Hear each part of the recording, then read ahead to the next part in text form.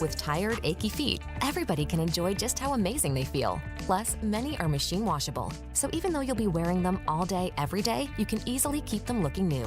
So give yourself some soothing comfort and support with podiatrist-certified Skechers Arch Fit footwear. Your overworked feet will thank you. See all the styles of Arch Fit footwear for men and women at Skechers.com, the Skechers store near you, or wherever stylish shoes are sold.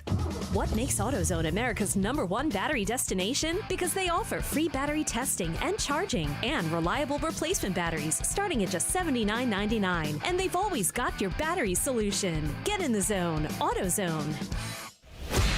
It's time to wake up with a nice cup of morning roast. Featuring Bonte Hill and Joe Shasky. Presented by Timeless Coffee. This is the Morning Roast on 95.7 The Game. Well, hits that one to center field. Nimmo all the way back, and he's going to watch it. It is gone off the apple. 18th of the year for Brandon Belt. I don't think they're going to bring that apple up out of its little holster for a Giants home run, but that one 431 feet. It's 1-0 Giants. Well, they should have, Flem. They should have brought the apple up for the San Francisco Giants, formerly the New York Giants, way back when. They go back to New York City and handle business. 4 home runs in the first 4 innings of that one at Citi Field. And you heard Brandon Belt right there. Hits his bomb. He hits 2 yesterday, goes 4 for 5, 3 RBIs on a very difficult day for Brandon Belt, which we found out afterwards, Shasky. But good morning to you. Good morning to Langford. Absolutely. Good morning to all our roasters on Twitch and YouTube. Twitch, of course, brought to you by Xfinity. But Shasky, what a day for Brandon Belt on a pretty difficult day for the young man. Absolutely. I mean, look, first off, career high in home runs for a season for Brandon Belt yesterday. I think if we're going to talk about Brandon Belt, you have to acknowledge the divisiveness with which Giants fans always talk about Brandon Belt. You bring his name up, you get a couple of different responses. And I think yesterday was one of the few days of his entire career, probably the only day of his entire career outside of that playoff home run that he had in the 17 innings, where every single Giants fan, their heart sank and they were like, damn, like, I can empathize with where you're coming from, but I can't relate to what you just did because of the circumstances of your grandmother passing away literally hours before the game's about to start because of COVID-19. It's just really, really, really sad. And when you see someone do that on that stage, who's kind of been in our eyes for a decade, Right. I just think that, man, it was one of those touching moments in sports that, you know, we're going to do Disney with Dad today, and that's kind of a joke, fun thing, but it was kind of a Disney-style moment for the young man. And, I still call him a young man because, you know, even though he's old in baseball years, he's still a young dude. He is a young dude, 32 years old, and his grandmother yesterday passed away in the morning due to COVID-19. His grandmother, grandfather, they stayed right down the street from where he grew up in Texas, and they would sponsor his summer tournaments in baseball, helped him pursue a career in baseball. And, you know, he knew it in the morning, and, you know, reports were surfaced that he hugged Gabe Kapler right before the game, and they had a nice long hug and embrace, and Kapler will play the sound a little bit later, but he talked about it, said, hey, if he needed a day off, we would have gave it to him. Emotional health, family well-being, that comes first before baseball games, but hits 2 home runs, career high in home runs, and only 223 at-bats. He's going to hit 20 this year if he remains healthy, in just under 223 at-bats here, 19 home runs, 40 RBIs. And he was in a 2 for 30 slump, 2 for 30 skid. So you got to think that his grandmother being sick with COVID-19, that probably was weighing on the young man at the plate. 2 for 30 coming into this game. Did, as you mentioned, a Disney-esque home run. Hits 2 yesterday, 4 for 5, 3 RBIs, and helping the Giants avoid a 5th straight losing season. Look, the Giants have been around since 1883. They've never had a stretch of 5 straight losing seasons, and that continues here as they win their 81st game last night. But, man, it was like, we think about Brett Favre in the Monday night game when his father passed away the day before, and he had that magical Monday night game against the Oakland Raiders. That's on that level. I know Brandon Belt isn't Brett Favre in terms of star power, in terms of name brand and all that stuff. I went straight to Brett Favre. It's like, wow, that's Brett Favre-esque right there. Yeah, Isaiah Thomas and his sister was something I was thinking about, you know. And just for me, it hit home because I was thinking about my grandparents, you know. I'm very close with my grandfather on my dad's side, and, you know, his wife, my grandma, I was very close with. She helped raise us in many ways, and I miss her all the time. And she battled Alzheimer's really bad, and she was really, really, really sick at the end, and I miss her all the time. Like, I literally do. Like, there's a lot of things that happened in my life that I think about her. And so, I mean, like, for me, it tugs at my heartstrings. You know what I mean? I'm very lucky my grandmother on the other side is in her 90s and fighting like crazy. And I think that what it does is it puts life into perspective. And so if your grandparents are in your life or in your children's life or whatever, you know, hug them, love them, hold them. Hold those moments dear. You know, I try to. I realize how difficult life can be at times and how hard it is to get with them, you know, but man, like when you lose those people in your life, it's really hard to plow forward. Everyone, life goes on. Yeah, it's easier said than done. Nah, it's still, my grandmother left me September 29th, 2000, 2 weeks after my 18th birthday. And she would always say, I just want to, and this is on my mom's side, I just want to see you make it to AT because where we lived, you know, there's nothing but drugs and violence and people get beat. I just want to see you make it to 18. Make it to 18. And I did that. You know what I'm saying? And then 2 weeks later, it was like she was gone. And as you mentioned, your grandmother, very sick at the end. My grandmother with gout and diabetes, and she was really, really sick at the end. And, you know, I think about it all the time, my career and stuff like that, watching sports. And she wanted nothing to do with sports. That's why she got me the TV in the kitchen, and it was like, hey, this is your TV. This is where you watch your sports. Leave me alone in my room or whatnot. But I think about her all the time, too. So a grandma's a very precious thing. I see my, you know, Hannah's mom and my mom. Becky said, I see the way they look at Chestnut and the way they take care of her, and I'm like, thank the heavens she has a grandma and two grandmas at that and two grandpas. So Brandon Belt going through that and hitting 2 home runs in not only just a magical day, but a magical season for the Giants. Yeah. Like, I was thinking, man, during the game, I'm like, look at Sammy Long. 61 strikes and 92 pitches, curveballs moving, and then you hear what happened after the end of the game where Brandon Belt goes, you know, I'm a private person. I lost my grandmother this morning. And you're like, damn. And now I think moving forward, the slander towards Brandon Belt, I don't know if we're going to see it because the human element now, we got to know him now. We got to know his family. We got to know him inside. And, you know, we kind of opened up a little bit to everybody, especially Giants fans. I don't know if we're going to see that Belt slander anymore. I think people are going to say, you know what? This may be it for him the last 5 weeks in the Giants uniform plus October. Let's just cherish him and just say, you know what?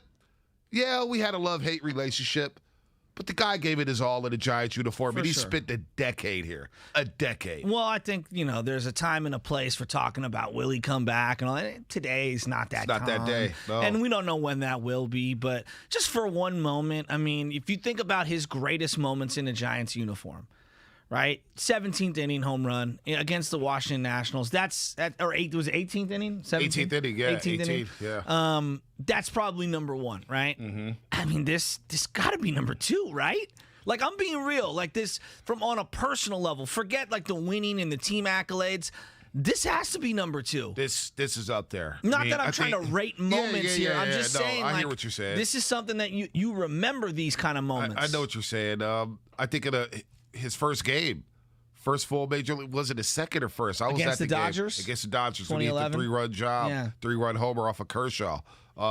As you mentioned, the home run against the Washington Nationals. He's had some great defensive plays, but this right here is just like, wow.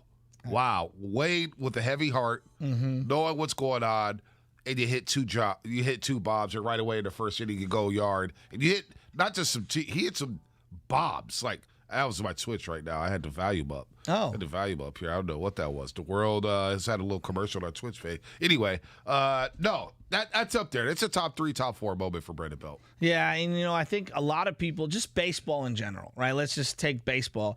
And I know football has this, and basketball and hockey and all the different sports have this. But baseball, there's just something familial about baseball. You know, you go to the game with your family. You play the game in the backyard with your family. Your family's driving you to and from games. and your love of a particular team usually is rooted in who your family rooted for. I know you're a Giants fan. Obviously, you grew up around here, and I'm sure the people around you were Giants fans. I'm a Giants fan because my dad and my grandfather are Giants fans. It's deep-seated and deep-rooted.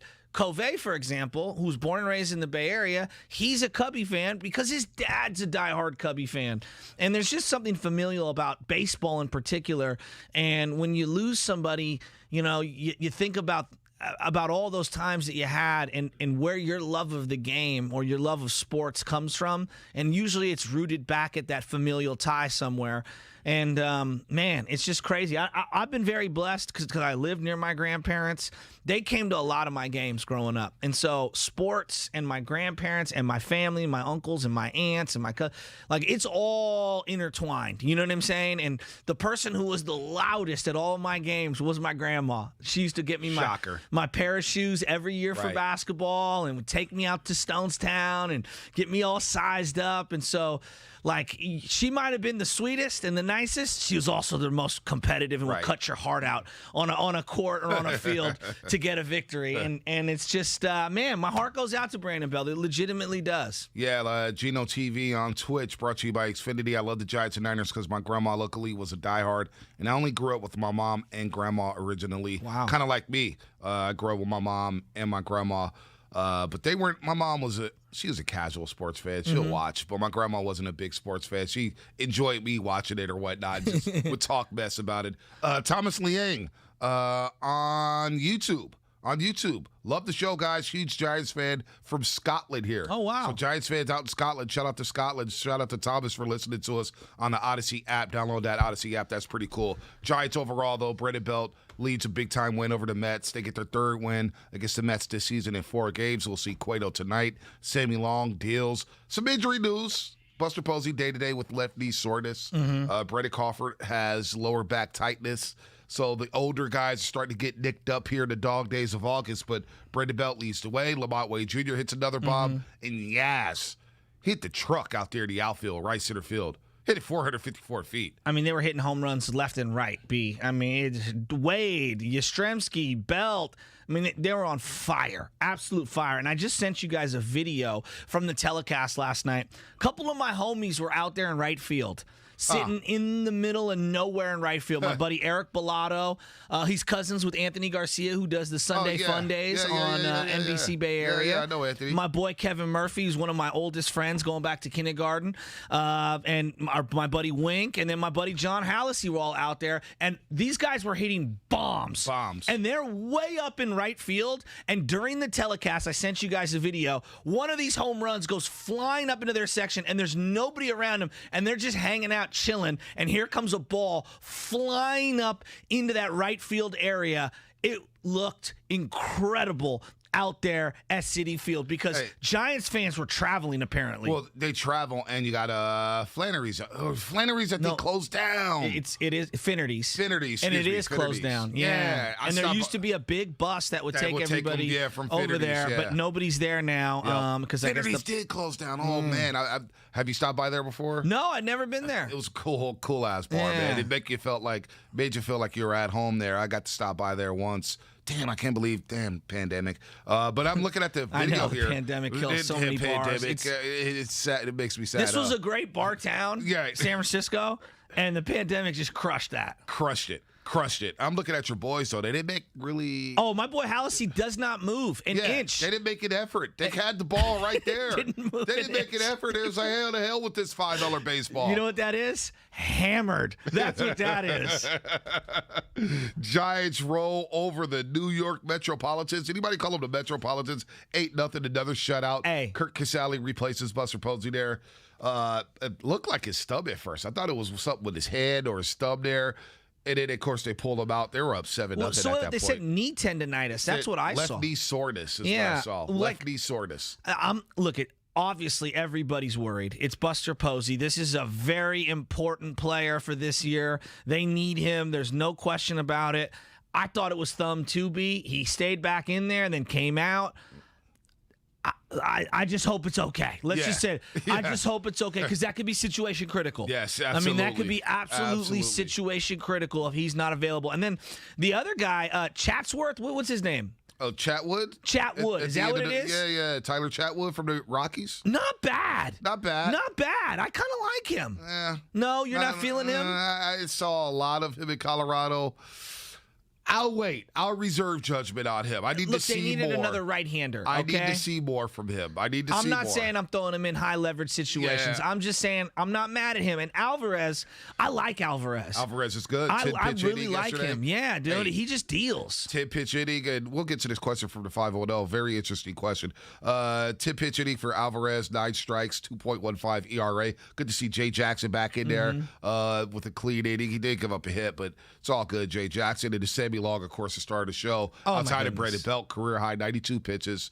The curveball was moving. It looked unhittable last night against the New York Mets. I'm going to throw a name at you, and you're going to probably roll your eyes. Remember Brian Hickerson? Oh, yes, 93 team. That was one of my favorite guys. That's who Sammy Long's delivery reminds me of. Yes, Brian Hickerson. He's got the big, elongated, stride. Tough. Yeah, over the top. Yep. Hands go over the head. I actually really like Sammy Long. I think because of that elongated delivery, he kind of hides the ball a little. First win in like 2 months because he's been obviously, down in Sacramento throughout that time. So I thought this was a nice win for the kid. This is one of those like, hey, I'm throwing my hat in the ring for an opportunity to maybe get the ball every 5 days. And you know what's funny? I was listening to Flynn yesterday on a broadcast, and he was talking about the expansion of rosters.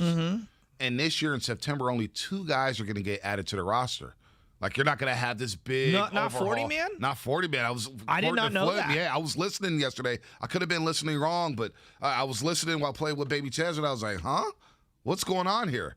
And he was basically saying, like, a lot of guys in Sacramento are not going to get that chance to be rewarded in September. So we could fact check that in a second. But I was like, whoa, like, you're not going to have all these September call-ups. By the way, 510. What's your favorite bar to go to before a Giants game, Shasky? Favorite bar to go to? Wow. I mean, that's a loaded question. It used to be Momo's, obviously Pete's Tavern. I do the little, the gauntlet, if you will. Sometimes I'll start up at 21st Amendment and work my way down because they had that little beer garden in the alleyway. They got those tots, too. There's no doubt about it. What is the place that's got the burger? It's like a French burger on sourdough roll. It's right there on Embarcadero. I drive by it every day. Is it the High Dive? What's that little spot right there? And they've got the Java outdoor House. No, it might be Red's Java House. Red's it is, Java House? And they got the salt in the shaker, and then you throw it all over your French fries in the little basket. Red's That's Java a House, killer not little bad. spot. I always more stop of by a restaurant, sit down and have some beers than more of like a dive bar. If I go to the game, I'm always stopping by Momo's. Rob Marcoletti, who used to work coach at SI, used to work there, and outdoors, and you got a vibe. You see the stadium right there. You can just pound a couple beers, and all right, first pitch is in 7 minutes. Yeah. Let's walk on over. I'm always a Momo's guy. I do miss Pete's Tavern, though. Pete's Tavern, very underrated bar. Unfortunately, got shut down during the pandemic, or right before the pandemic. Pedro's Cantina. Pedro's was pretty good as well. So a lot of good bars out here in the city. Giants roll 8-0. It was just good to see them. And those East Coast games for a morning show. Love it. I love it. I love it. I love it. Well, and here's the other thing. Like, Francisco Lindor is an absolute superstar, but something just doesn't look right with him at the plate. You see those numbers? It does not look right. 11 homers, 36 RBIs. But his balance and his swing doesn't look right. He looks like he's lunging. I don't know what's going on with him. I don't know what's going on with him, but he better get it together because they will boo him out of town when you sign a contract like that. How about Javi Baez? What was he swinging at? Well, I think we've hyper focused on launch angle and all this stuff. You're going to get fooled, and that's just an individual video. That basically the video, if you haven't seen it, is circulating all over the internet where he's way out in front of a pitch and head, sticking straight up in the air, which is a baseball no-no. You want to keep your head down. And he's lunging and just flailing at something that's 15 feet, 20 feet in front of the plate. Right. I mean, it's really bad. Look, B, I was thinking about Francisco Lindor, and the thing that popped into my head was Jose Reyes. because he was a high-priced player that ended up in New York and never really ended up filling the first couple years of promise. Yeah, he had some great years in New York City alongside David early Wright. Years. Start getting nicked up, signed a big money deal, just like David Wright, and they both fizzled out. Yeah. I don't know why David Wright, he gets a pass for not being on the field. He got hurt. The neck was a serious injury. Reyes, he got hurt, but then there was some stuff off the field as well that started to linger with Jose Reyes. But Mets just one of those franchises that guys go there and it feels like they underachieve. Well, and defensively, they're horrific. I mean, there was a couple of plays. Pete Alonso, a little chopper to third. Maybe the game's over at that point, but a little chopper, and like no one's covering third, and then the catcher's trying to sprint over. I mean, they're just a disaster right now. Yeah. They're a team they were leading the division like 3 weeks ago. They were rolling. What happened to them? They were rolling. And then DeGrom goes down. Yeah. You know, Pete Alonso, the team's done. They're done. Pete Alonso's a DH. I'm watching him play first base. I'm like, he's not a good defensive That throw to third base was embarrassing. Horrific. It was just like, whoa, what's going on? Although the catcher took a while to get to third base. I don't know if that was the issue there, but the throw just had nothing on it. He did not look confident in that throw. That whole play was a disaster. I didn't know where Lindor was on that play. I don't know what's going on. Where's the left fielder backing that play up? The Mets are a joke right now, B. They are a joke. I mean, they are bottoming out. They are. I know we're talking to Evan Roberts later on in the show, but apparently, like, the listeners in New York, the sports radio callers already want their first-year manager, Luis Rojas, out of town. Like, they're done with him already. Well, they didn't want him at first. They wanted Carlos Beltran, and he got fired for the cheating scandal with the Houston Astros. I don't even think the Mets – Steve Cohen's going to get rid of this guy. They're going a different direction next season. Now, who do they get to manage that team? Who knows? But they've had a Mickey Callaway – Beltran doesn't even make it to spring training. You know, this Rojas guy. The Mets are a joke. So maybe Bobby Valentine can make a comeback. I hate Bobby Valentine. Do not bring that name up. What about Bobby Bonilla? Let him coach. I mean, he's still all money. Get out of here with that. I want to ask you guys a question about the Mets just real quick. The blue from the Dodgers, the orange from the Giants. Everybody knows that. That's, they came in after both teams moved west. I still love that they didn't go to the matte helmet. I know everyone's gone to that matte-colored helmet. I like their helmet, and I do love their pinstripe jersey. Dude, the pinstripe jersey's nice. They did. I want them to go back to the early 90s. Yeah, the pullover with the Howard Johnson, Darryl Strawberry New York Met uniforms. Those would be really cool, but I do like the pinstripes. You're right. I like the pinstripes, and they have cool black uniforms as well. No, I think all their uniforms are pretty cool, to be totally honest. Even the non-pinstripe jerseys with the black shadow, like, they've got a lot of really cool threads. I was just tripping off them not having the matte colored helmets yesterday because every team, it seems like, has gone to that matte color. I'm a little over matte color. The matte. It's cool. It's all right. It's cool. I see them on cars I think now, it's right. For the right team, it makes a lot of sense. Like, I like the Viking matte purple. That's pretty nice. That one looks really, really sharp. Those are sick. All right, more coming up here on the Morning Roast. As always, the Morning Roast Twitch brought to you by Xfinity. And what's coming up on the game brought to you by Stanford Healthcare. More Gabe Kapler, Gabe's World here on the Roast with Butcher and Bonte. For the 7th year in a row, Stanford Hospital has been ranked as one of the nation's best by U.S. News & World Report.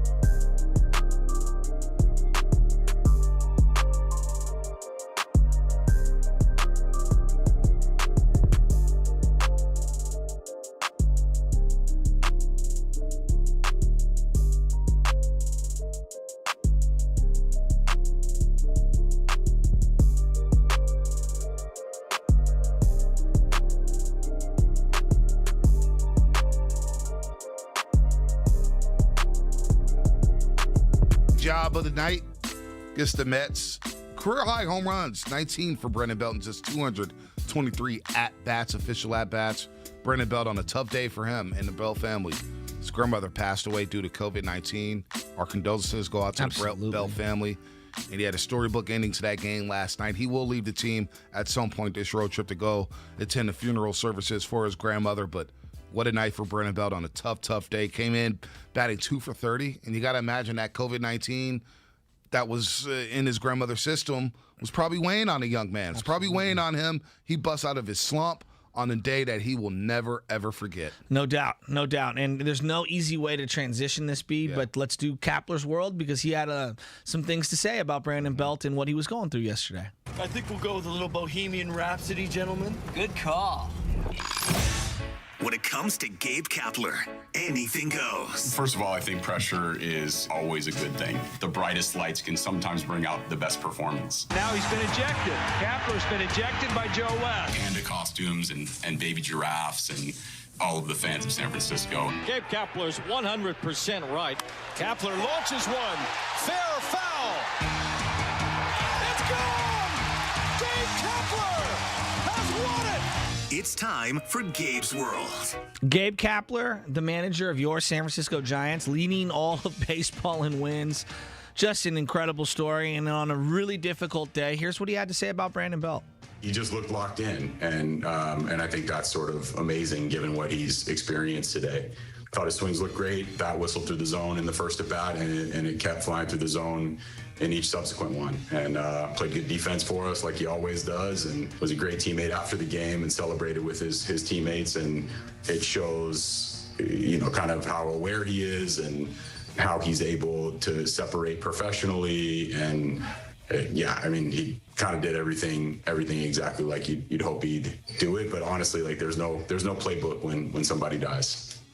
I mean, isn't that the truth? I've learned a long time ago you can't expect people to grieve the same way. You can't expect people to deal with pain the same way. And I don't know if I could have played a game, if I'm being real with you. I mean, I just don't know. I legitimately don't know.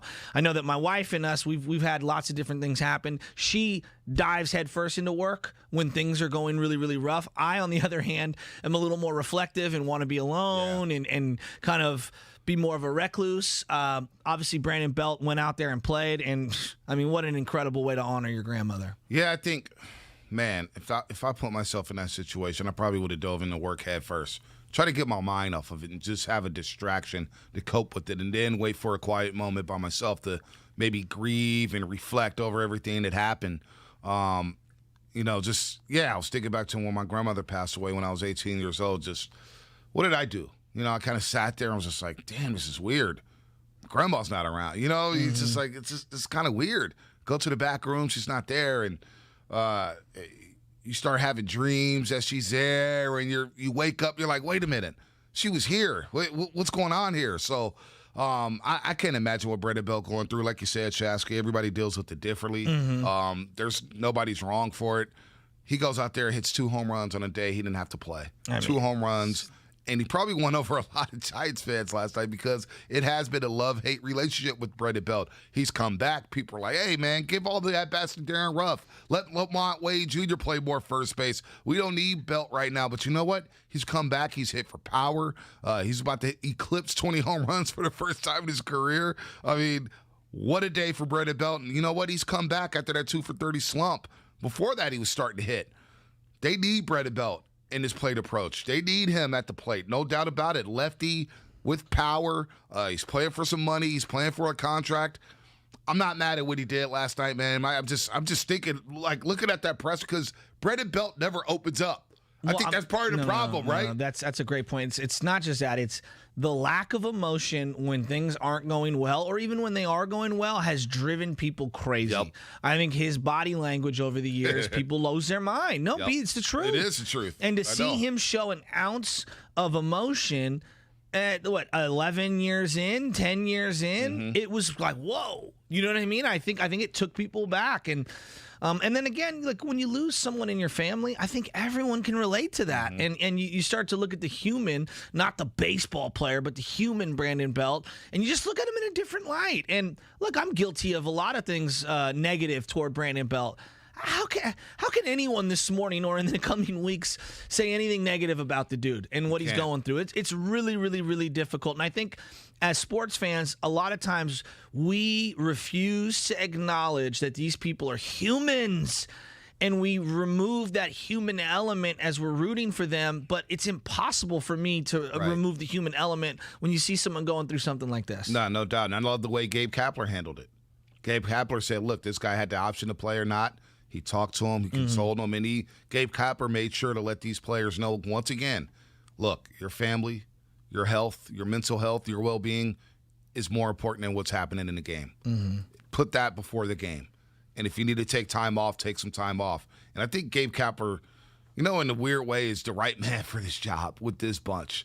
Some old wily veterans, some youngsters coming up, a bunch of journeymen, because Gabe Kapler, let's put the right on the table, as Guru would say. He was a journeyman, and when you look at his career, he was a journeyman. So that's why when you see the Yazes, you see the Lamont Wade Jr.'s, the Darren Ruffs, Kapler's a perfect guy for them because he knows exactly what they're going through. Well, I think one of the things with Bruce Bochy that we've forgotten over time is he was also a journeyman. Yep. You know what I mean? He was a backup catcher. Now, he started at times, but for the most part, he was a backup catcher. I was going through all my old cards, and boom, ton of Bruce Bochy San Diego cards. Yep. Ton of Flannery. Yeah, ton of Flannery San Diego cards that were coming up. You ever see that brawl Flannery was in? Incredible. It was incredible. Incredible. I'm going to San Diego next week. I cannot wait.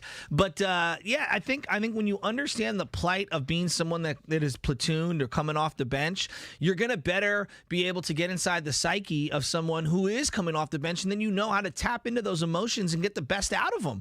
Also, you factor in the analytical approach that they're using every single day. I mean, you're getting the best of both worlds. I think Farhan, it's just numbers. There's also the human element, which I think we've discredited, and I think the fact that Kapler, Kai Correa, their entire team is a bunch of young guys, and then you got the old guy on the bench in Ron Wotus. You kind of got the best of all worlds here on this staff. Don't forget about our guy, Donnie Ecker. I saw Kerry Crowley from the Mercury News. By the way, Kerry, I owe you a tweet. Why is that? You tried to dunk on me on Sunday. Ponte, Trevor Rogers. Tell the audience it's not on Twitter what's going on. No, it's not that big of a deal. But I was just like, Tyler Rogers pitching against Matt Olson on Sunday. I'm like, get this guy out of here. Okay. You gotta, come on, man. This ain't gonna end well. Now I get the numbers. The numbers support Rogers pitching to lefties. Now he gets Olson to chop. What did he do? Ground out. I think he grounded out. And everybody's like, relax, Ponte, relax. We are always jumping the gun. You casual fan, yada, yada, yada. Like the after the fact, after the results, Twitter. So Kerry Crowley comes in, Ponte, I got to do it to you, buddy. Tyler Rogers has been really good against lefties. It's actually the perfect matchup, and everybody had a field day. Oh, Ponte, you don't know your baseball. You don't know this, and you don't know that. I tell you what, Rogers pitching against Max Muncy, or one of these Freddie Freeman, if they get into the playoffs. You going to feel confident with Rogers pitching to a power lefty? I know he's had a magical season. You going to feel confident with Rogers pitching against one of these lefties? Ponte, if I was going to script out what I think is going to be the demise of the Giants, it is going to be the 8th and 9th inning. Like, come on, man. Like, who are we kidding? They don't have a real closer. All right, they got a guy who throws one pitch in McGee, and they got another guy who leaves the ball up. You know what I mean? Like, let's just call it what it is. Like, I like Tyler Rogers, but man, like, is the magic going to run out? And speaking of magic, in less than an hour, we're doing Disney with Dad. Oh, are we? Yeah, we're doing Disney with Dad again today. Oh, boy. And I got a good one for you. You're not winning today. I'm letting you know, speaking of magic. Man. There's a lot of enchantment in today's Disney with Dad installment.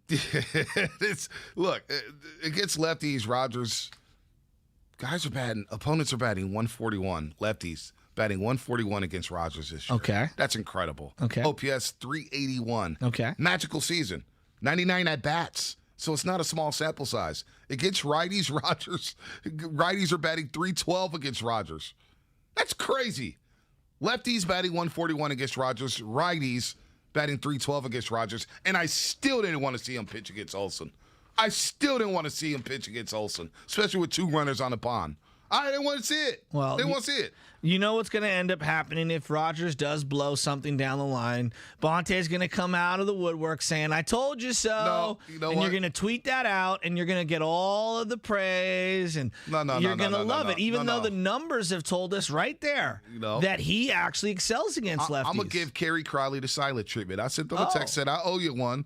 But I'm actually going to give him the silent treatment if it happens. No. If he gives up a 600-yard bomb, let me think positive here. Rodgers having a special season. Giants having a special season. They are 37 games over 500 as this segment was presented by Go to State Lumber, open from 6 a.m. to 5 p.m. Monday through Friday, with some locations open on a Saturday. Visit GoToStateLumber.com for more information. You know who we got coming up at 7 o'clock? No. You don't? No. Don't have no clue. No. Laura Britt, NBC Sports Bay My Area. new best friend. Our new best friend. She had a smashing debut on the Morning Roast a few weeks ago. She's back at 7 o'clock. Her husband will be listening because he's a big fan of yours. Sure. He don't give a damn about me. I don't blame him. Mr. Britt for that. You know what, Mr. Britt, you're all right. You're all right. You're all over the place. I am all over the place. Let's go to break. I got Disney with Dads in your head already. It is in my dome. I'm rattled. Let's talk some Niners football on the other side. It's Hunter Unplugged with Hunter Pence.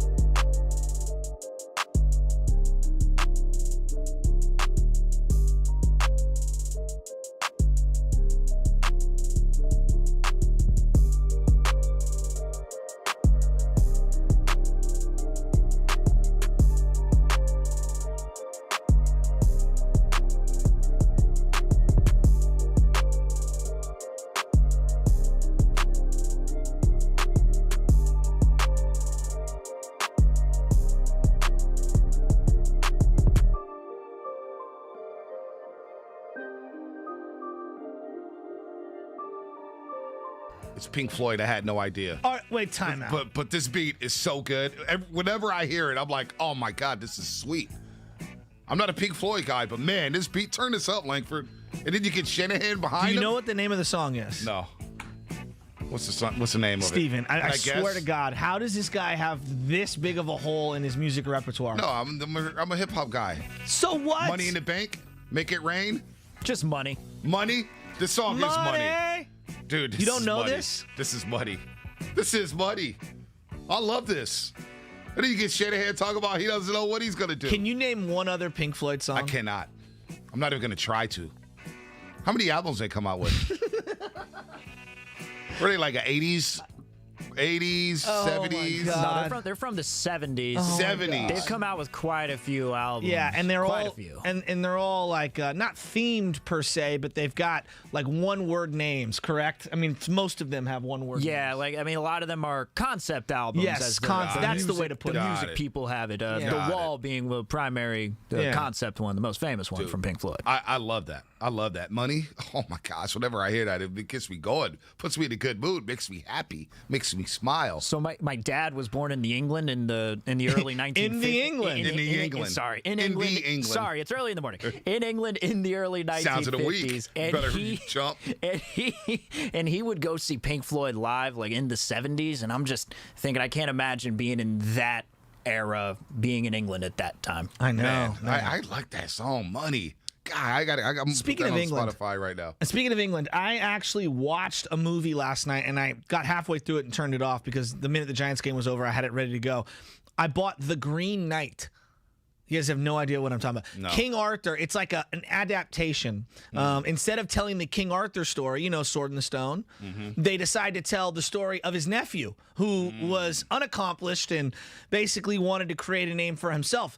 Not bad. Not bad at all. 824. Yeah, it's really out there. It's got great music and it's really over the top. I actually really liked it, but I'm halfway through. I don't want to ruin it for anyone. It's that one with Dev Patel, right? Yes. The guy from Slumdog Millionaire. Yes. Yeah. And he's good. 824 puts out good movies, man. Right? The independent movies that they put out, they're good. I need to see that one. Green Knight. Check it out. I mean, look, again, I'm a movie guy. I'll watch a B, D, C, F. I'll watch whatever kind of movies out there. I was going to do Snake Eyes, and I said, you know what? I'm going to go with this one. And the other one I saw on there that I didn't order, it looked a little too dramatic for me, was Matt Damon from Stillwater, Oklahoma, where his daughter is imprisoned in France. I watched the trailer, and I was like, I'm so out on this. Yeah, you know what I'll wait till this is free. I put on Dodgers Padres because, I'm a sports addict. I need to watch more movies. I need to find something else to watch because my shows, I've been watching the new Power, Kanan, 50 Cent. It's not bad. But I hit the Peloton last night.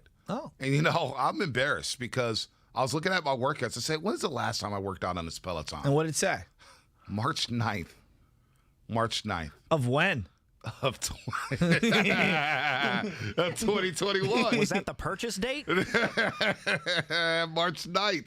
And I was like, damn, it's been a while. I didn't know it was that long. So I got out there. I put my sweat vest on with the long sleeve. Sweat vest? I got a sweat vest, man. Okay. I got a sweat vest. And I put a jacket over it to make myself real, warm and get that sweat flowing. I did a 30-minute workout, man. And I was like, I got a long way to go.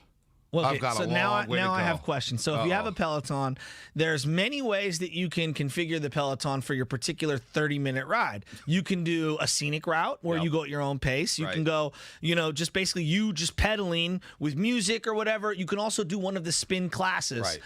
What did you do? I did one of the spin classes with that guy. What was his Alex? Yeah. Alex T? Alex T. Hey, Alex T, this is my only problem with Alex T. I don't want to be shamed into working out at all times. And then, the way that he'll start coasting and he'll come up out of the seat. And I'm like, there's no way his cadence is 52 right now. Right. Yeah, no, he makes you feel bad. Peloton but I did the 30-minute, it's the Peloton talk. 30-minute workout, beginner workout, just a spin class. But I will start to go scenic. And having a Dodgers game on in the background, really helped me because I was just focused. And so where's the Peloton at? It's in the living room? It's in the living room. It's in the living room. It's an interesting piece of furniture. Yeah. I gotta use tonight. I'm back on it. It felt good though. I gotta tell you, it felt good sweating. I take off the long sleeve. I take off the sweat vest. I took that shower. I slept like a baby. Man, it was great. It was awesome. And watching the game while I was doing the Peloton, you don't worry about the time. Because the time and the clock is like, damn, I got 20 more minutes of this. I got 15 more minutes of this. You just watch the baseball game and the time just flies. Oh, it does. I bet. All right, let's place bets around the room right now. Who is willing to bet me? I'll do lunch on Friday for the entire crew. Bonte does not do the Peloton today. Nobody's taking that bet. You guys know. Well, I stick to my guns. If food is on the line on Friday and you're paying for it and it just requires Bonte to get on a Peloton, I mean, I'm taking that bet with Bonte. I think he'd get on for some free food on Friday. All right, so is there a minimum that he has to ride on this Peloton today? Dude, I don't even need the food. I'm doing it. I'm making it happen. I'm back on today. We could be getting some free lunch, Bonte. I mean, the most serious he's ever been. I don't need free lunch. It's the reason why I'm on the Peloton. Laura Britt's going to join us at 7 o'clock. We're not talking about you, though. This is about all of us as a collective group. I'll get you guys lunch. If you guys really want lunch, don't take this bet from Shasky. Look at it. I'll get you lunch because there's no way in hell I'm hopping on that Peloton today. Hey, John Curley, you know, I'm about that action, boss. Mm-hmm. I'm riding with you, Bonte. When you say you're going to do something, pretty much you're going to do it. So if you're telling me you're going to ride the Peloton tonight, thank you. I got you back. Thank you, John Curley. Thank you very much. Curly looked like he was riding a Peloton when he was doing the big stepping dance. That was pretty bad. Go on our YouTube page and check that out. Can we get confirmation with this? And we should know this. Where are the Warriors flagship station? 650 saying, 650 saying that it's the 14-year anniversary of the Monte moped incident.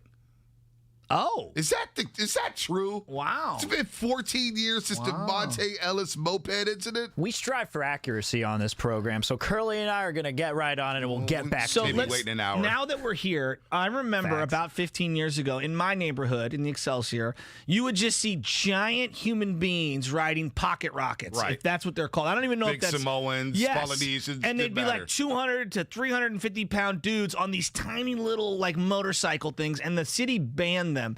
But the scooters, the mopeds, the little pocket rockets, what's the technical name? What would we... Scooter? Moped? No, but the little motorcycles.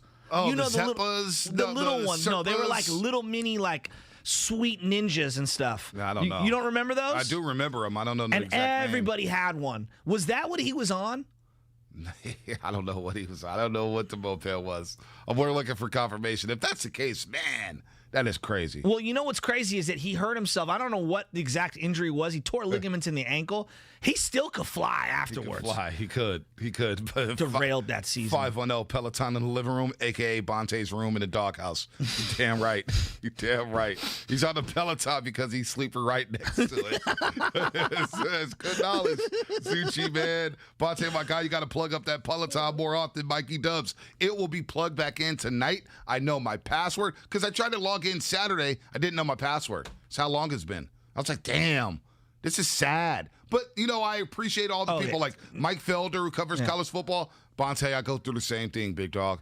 I forgot my password a couple times. So this brings me back to, we're going to get back into sports here. We're going to do Giants talk again. We're going to do some Niners with Laura Britt in a couple minutes. Yeah. But I am so fatigued over passwords. Nobody's hacking my phone to get my Yahoo Mail or my Gmail. All right, they don't want all of the golf things that get sent to my inbox. I don't know why I have to change passwords so constantly. It's honest to God, it's fatiguing. I'm sick of it.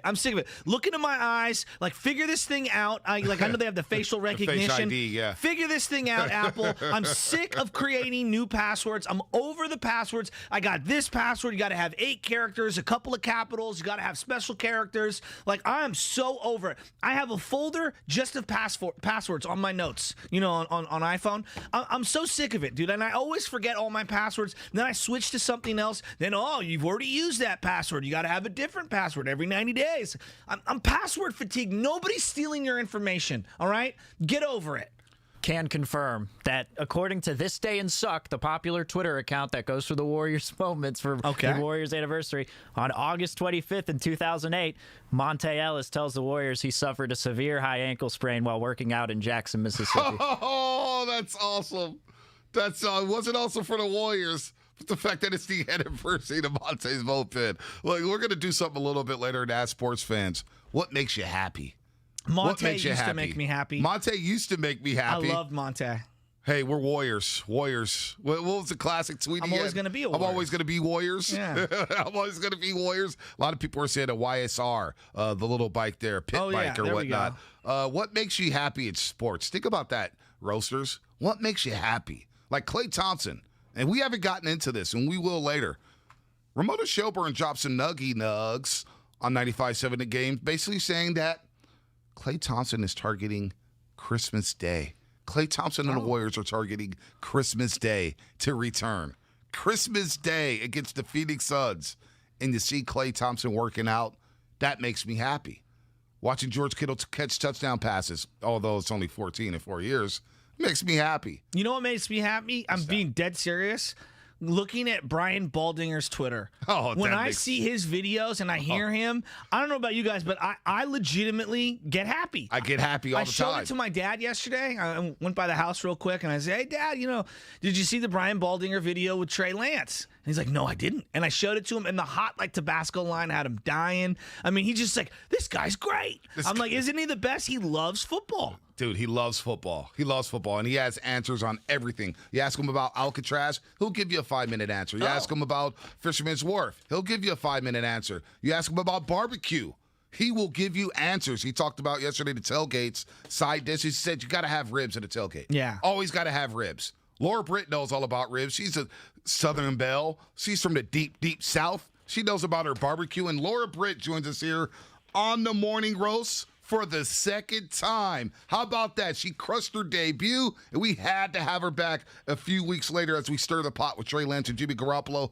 You are listening to 95.7 The Game, KGMZ, FM and HD1 San Francisco, and Odyssey Station. Laura Britt, NBC Sports Bay Area. What doesn't she do? Well, she does the A's pre- and post-game show. She does the Sharks pre- and post-game show. She does the Niners pre- and post-game show. She does the podcast with Matt Mayoko, Niners Talk. She sometimes fills in with the Giants.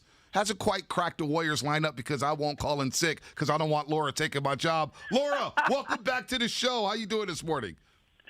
I'm good. And to follow up on the barbecue, when I was back in Alabama last week, I did try and get I went by my favorite barbecue spot, and I tried to get the chocolate pie sent to you guys, but they don't ship. Whoa. So the effort was there. Wow. You just made our day. Although, if you saw me last night on Instagram, Laura, I don't need any chocolate cake right now. I'm trying to get these cardigans right. I need an update on can we call it the countdown to the cardigan? Oh, I like that. I like that a lot, the countdown to the cardigan. I got to give it a before and after shot. Maybe I'll put on the cardigan today and be like, oh, boy, you need some work. And then hopefully by tip-off, that cardigan will fit me, Laura. Hopefully. I have a hot take, to be honest. I got a hot take. I'm not a Peloton fan, and I don't discriminate. I'm not just Peloton. I don't do spinning at all. It's not my thing. I'm not mad at that. It's an acquired taste. What is your thing when you go work out?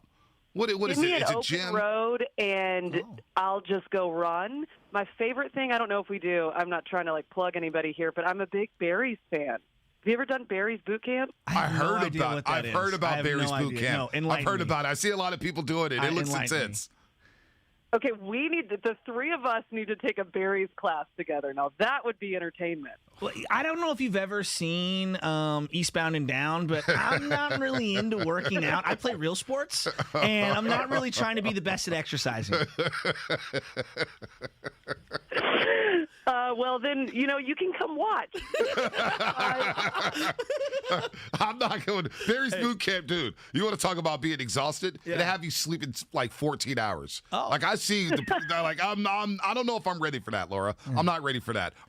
Well, maybe after a few more Peloton rides, then we'll be in. And I do have to say, before we get to 49ers discussion, you guys were on a roll today. Password fatigue is so real. It is so real. And a side note, Shasky, I don't think you should be storing your passwords in your notes on your phone. That's just a pro tip. I hear you, but I'm telling you right now, there's nothing for people to steal. You want to come to my house? Literally, the house is all I have. I have the house. You want to come and steal something? It's the PS5 and the house, my wife and the dogs, and that's it. We don't own anything. I don't own jewelry. I don't have any secret codes to any money that's stashed away.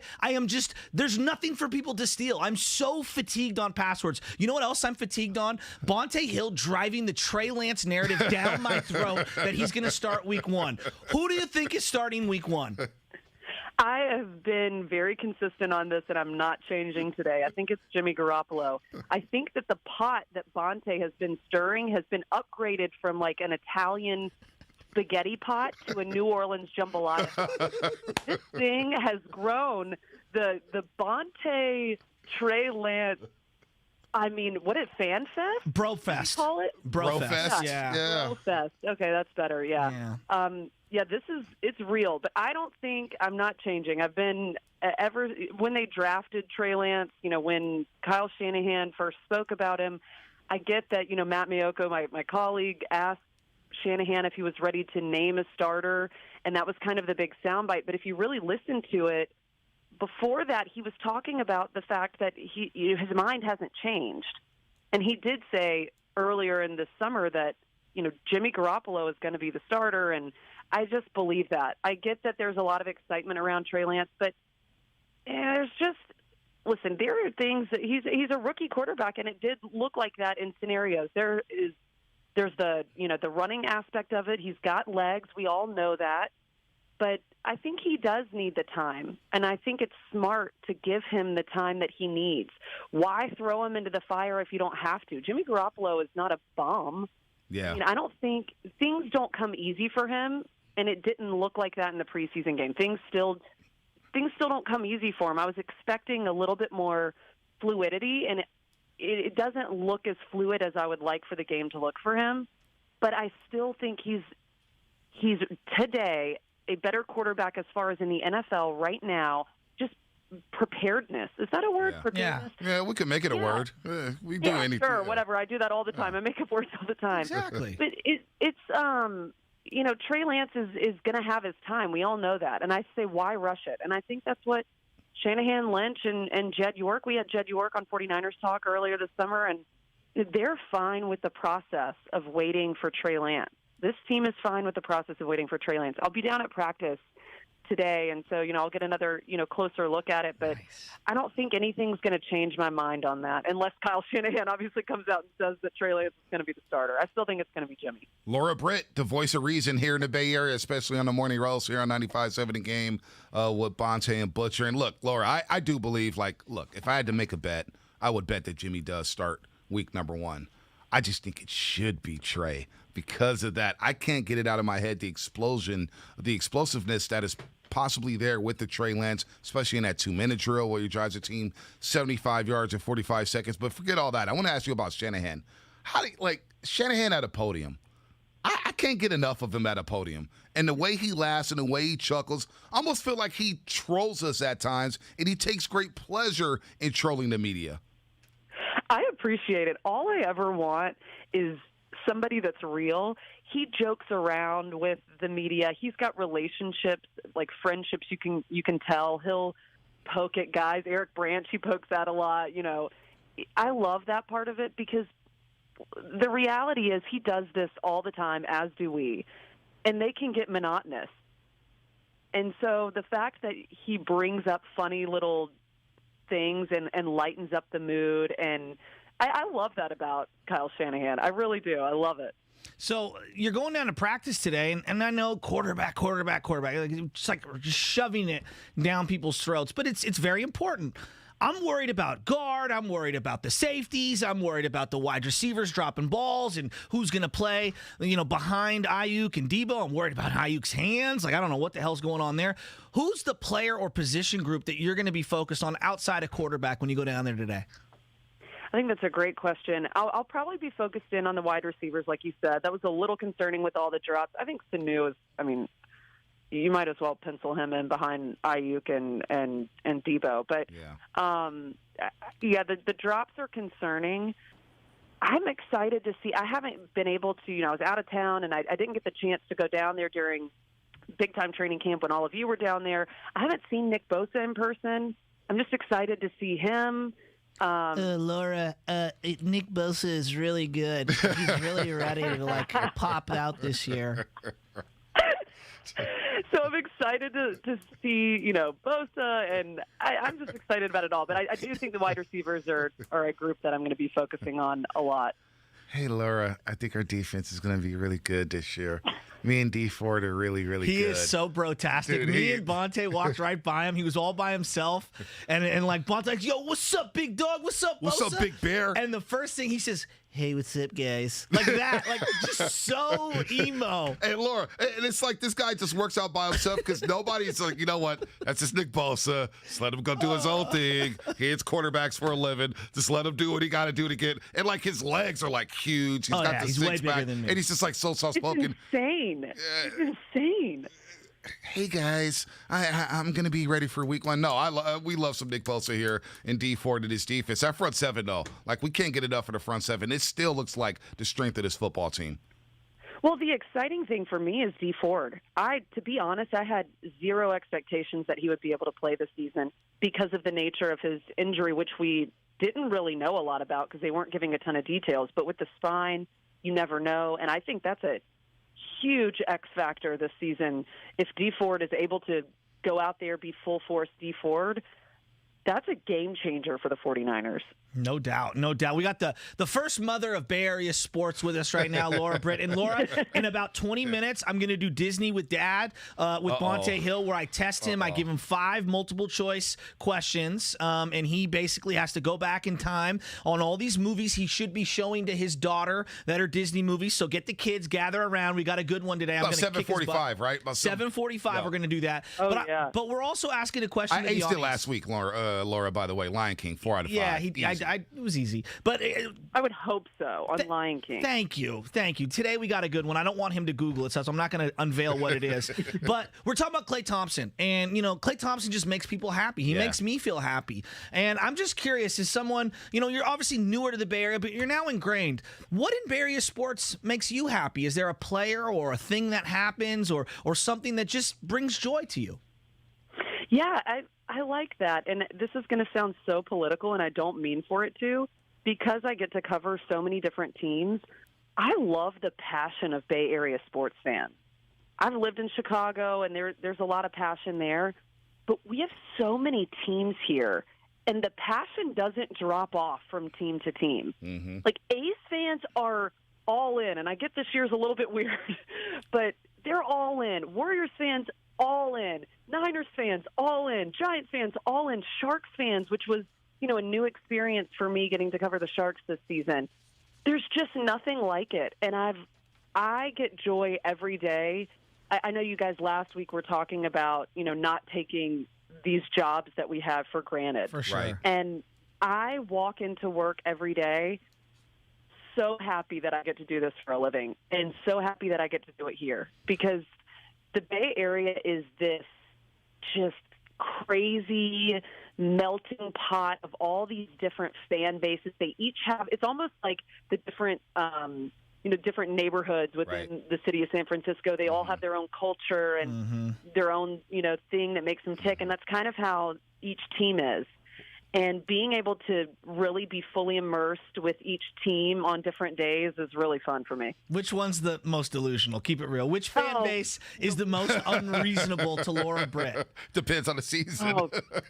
Yeah, it really does. It really does. Delusional. Well, Bonte. I'm definitely delusional. Real quick, Laura, what was your perception of the Bay Area before you got here when it comes to the sports? Because obviously not big in college football like it is. Yeah, they think we're fair weather. Yeah, it feels like they think we're just casual fans or whatnot. No, I totally disagree after being here. But before, the West Coast is kind of forgotten when you're on the East Coast or in the Midwest. And, it's, they're 2 hours behind, whatever, forget about it. And I'm not staying up that late to watch that game. So I think people on the East Coast and the Midwest just kind of forget about the whole Bay Area teams and just West Coast teams in general. So I think that coming here and getting to see the passion up close, it's like it's the real deal. It's the real deal. It's not like, everybody's surfer bro, we don't care about the games. It's not that. People are super passionate. They're just I do feel like the fan bases here are a little bit more reasonable. We try to be, except for us two, right? Come on. The whole Trey Lance thing. I'm the voice of reason. Yeah, the pot that you're stirring. I know you're doing it. I know. Hey, Bonte, I do have something for you. Uh-oh. I know you're upset about my husband Walker being big picture boy guy. Yeah. So I've got a way that you can make up for it. Oh, how's that? Well, how do I do that? Okay. Caller number 4 yesterday, he was listening when you guys had the fantasy football team that you were trying to put together. Yeah, for Steiny, Guru, and Dib. Oh, yeah. He tried to be caller number 4. He wanted in the fantasy football team with you guys. All right, let me work on this. I'm going to work on this. I make dreams happen, Laura. I don't know if you know this about me. Whoa. Yeah, this is for me. See, this is what happens all the time. He tries to steal my shine, tries to step all over me, and try to get more brownie points with Mr. Britt. And you know what, Mr. Britt? I got your back. You want in on Steiny, Guru, and Dibs? I will help you win that championship because, trust me, Steiny he doesn't has want no your clue. help. You stink at fantasy. Come on, I win championships. What place you finish in last 95-7? Look, Laura, I got him. Okay. I need my stock to go up in the Britt household. I kind of know some people. I could get you in if you just tell me this ahead of time. He's like, well, just I would love to be on their fantasy football team. So there you go. I got it done. I got your back, Laura. Good stuff as always. Can't wait to do it again. Have fun at practice today. Yep. We'll be looking for your tweets. Thanks, Laura. All right, thanks, guys. Anytime, Laura Britt. We got to run here real quick. We are so late. Phill Simms coming up at 8 o'clock. Disney with Dad at 7:45. 888-957-9570. Sports fans, what makes you happy? What makes you happy? Let's talk about it here on a Wacky Wednesday. At the Honda Summer Sales Event, one summer adventure leads to another. Start with a new Honda and be on your way.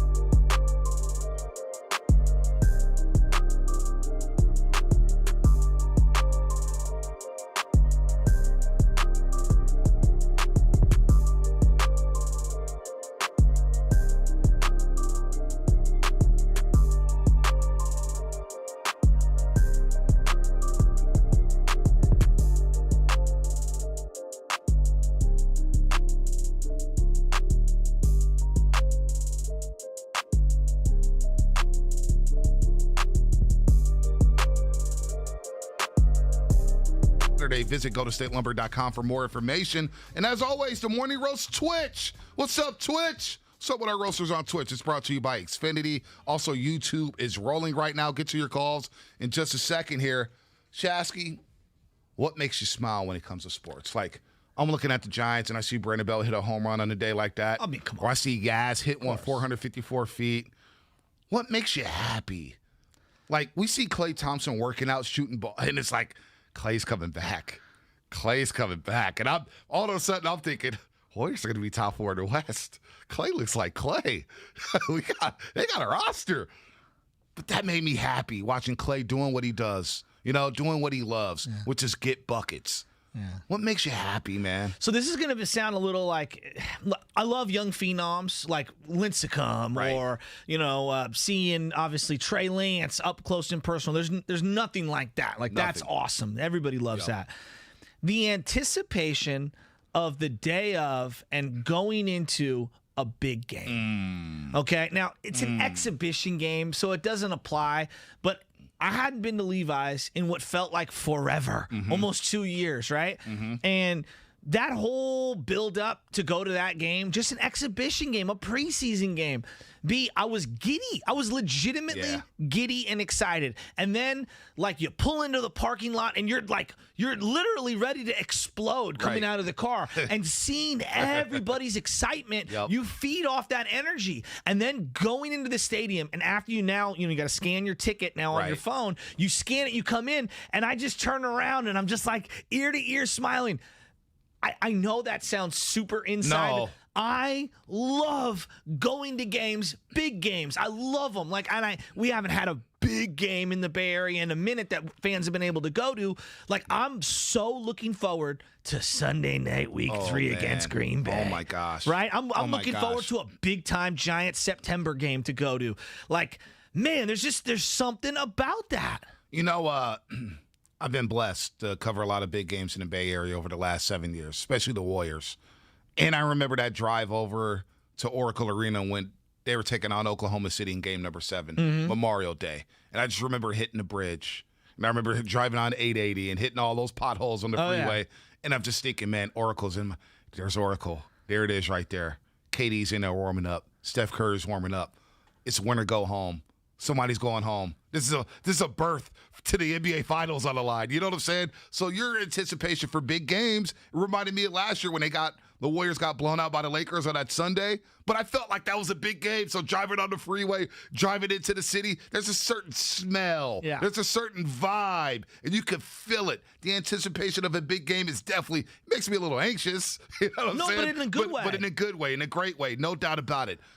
That does make me happy. There's a lot of things that make me happy, but I love that one. You like that one, huh? I love it because whenever we drive down to Levi's Stadium, think about all the rides we've had down to Levi's. How excited do I get? I mean, we're driving down there, and it's a concert. I'm flying, and I say maybe 5 words the whole trip. I know, because I'm bumping Pink Floyd. You're bumping Pink Floyd, and, Natch is in the back. And dude, Pink Floyd, that Money song, I need to hear that every single day. That needs to be part of the station. That needs to be part of our rejoin music. Yeah, you and every other radio station across the country that does cash giveaways. They use that too? I mean, yeah, duh. I didn't know that. Whenever someone gets a big contract, just anytime money is involved, you always go to Pink Floyd money. B is like 50 years late to a song that's been out for 50 years. Dude. And it's like, you got to play that all the time. You got to play that all the time. I mean, Jesus. Pink Floyd? I'd never heard that. Hey, that song is I'm going to be honest with you. This is a hole in your game. You are a 4-tool player if you don't know about this. I'm like a 3-tool player, man. If you think I'm a 4-tool player. All right, you know what else makes me happy in sports? What's that? I want to get out to the calls. I'm going to be honest with you. A good quarterback controversy. And I know a lot of people get sick and tired of it. No, I don't. There's nothing better than this town during a big quarterback controversy. Now, it's contrived. No, it's not. It's real. They just traded heaven and earth to get the number 3 overall pick, Trey Lance. They took this guy out of nowhere. We've barely seen any of his games. And Jimmy Garoppolo, the guy who just took you to the Super Bowl, but 2 years ago, that's fun to me. This is fun. I get to see 2 guys compete for one job. That is awesome for me. And I also like seeing aging veterans who I've followed for a long time, who I consider to be legends, continue to prove me and other doubters wrong when they still got it. Yeah. There's something about seeing my guys that I've seen for many years, and I think that they're done, but they showed they still got a little left. Crawford, Posey, Steph Curry comes to mind. But you know what makes me happy about Steph Curry is watching the rise. Oh, of course. The rise before they're a superstar. Of course. When they're starting to put like Dwayne Wade, before he became a superstar. And Dwayne Wade was on this incredible run with the Miami Heat. He's hitting half-court shots. He's hitting game winners. And it's like, man, this guy's about to enter his prime. He's entering his prime. And the way they enter their prime on putting up 54-point games at Madison Square Garden like Steph Curry did and bombing all these threes and making his first All-Star game, it's like, that's my guy right there. The rise of an athlete before they become a superstar. That really makes me, that gets me going. So you would, and I'm asking out loud, I don't know if there's a right or a wrong. You get more enjoyment out of watching Nick Bosa's rookie year than you would, say, Buster Posey's year this year? And I'm just using two randoms as an example. Yeah, I love the young hotshots. I do. You do, okay. Like, I love Buster Posey's rookie year when he came up mid-season, and he had that month of July where he batted like over 400. It was scalding the baseball. I mean, it was unbelievable. And I'm like, damn, I love this. Like, I love a good rookie when they come out and just light the world on fire. I really do. Yeah. That does make me happy. There's a lot of things that make me happy about sports. I want to hear from the roasters, though. 888-957-9570. That's a text line and a hotline. Let's start off in Arizona. Let's go down to Arizona, the Valley of the Sun. Chambry in Arizona. What's happening? What makes you happy about sports? Hey, good morning, fellas. Appreciate you guys taking my call. First and foremost, it makes me happy to hear you guys in the morning now. Thank you. But that makes me happy. When we get to the sports stuff, I mean, I love seeing the Giants whip on the Dodgers. I love seeing Steph Clay do their thing. But, man, my wife will tell you, when we got married, she allowed me to choose the color scheme. We chose red and gold because I love me some football. That's what makes me happy. There's two seasons in life that I live by. There's football season and waiting for football season. Let's go, Niners. Let's That's go. a hell of a call. What a call. That's a hell of a call. Way to start this off. Wow. Let's go to Matt in Pittsburgh. Let's go. Matt, what's happening? What makes you happy here on the roast? What makes you happy about sports? That's awesome. Hey, thanks for taking my call, guys. What makes me happy is back-and-forth games, lead changes in playoff games. I think of Arizona Cardinals versus Steelers in the Super Bowl, just going back and forth, not knowing who's going to inch it out. That's a good one. Rams versus Titans. I like Game 7s. I like tailgating.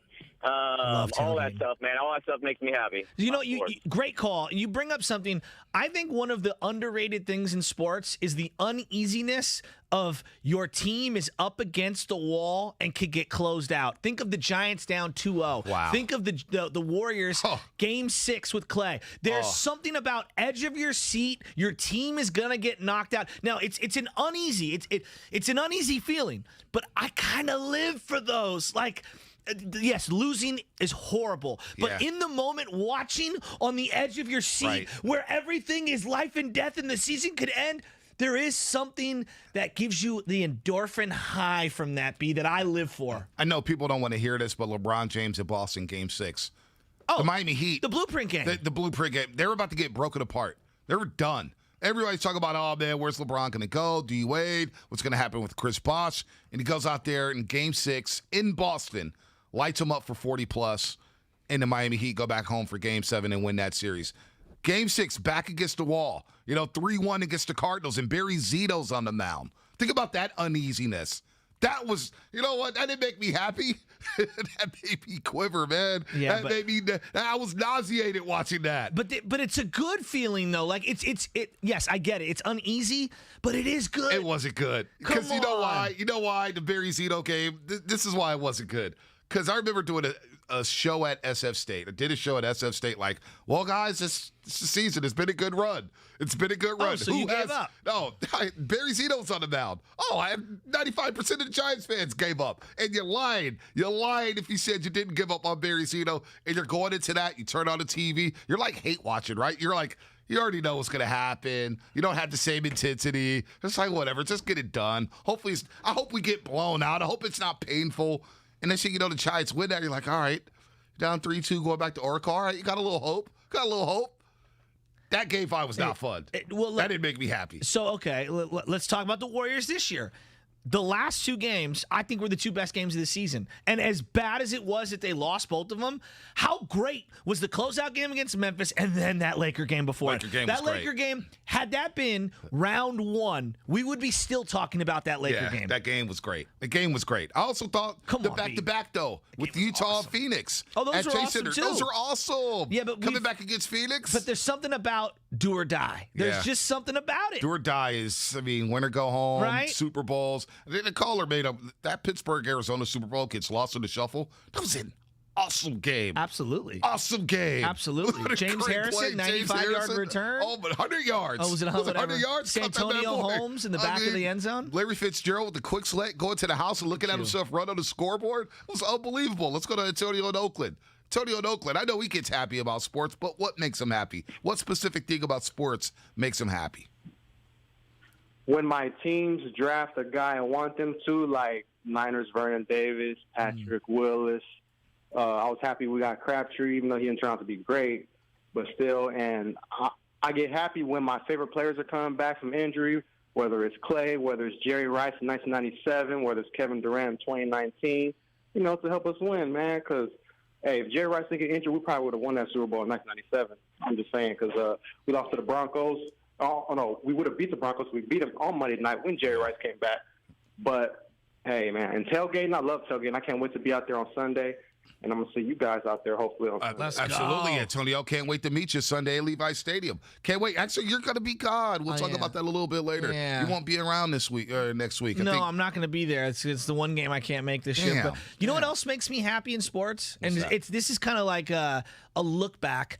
The 30 for 30 docs, things like that.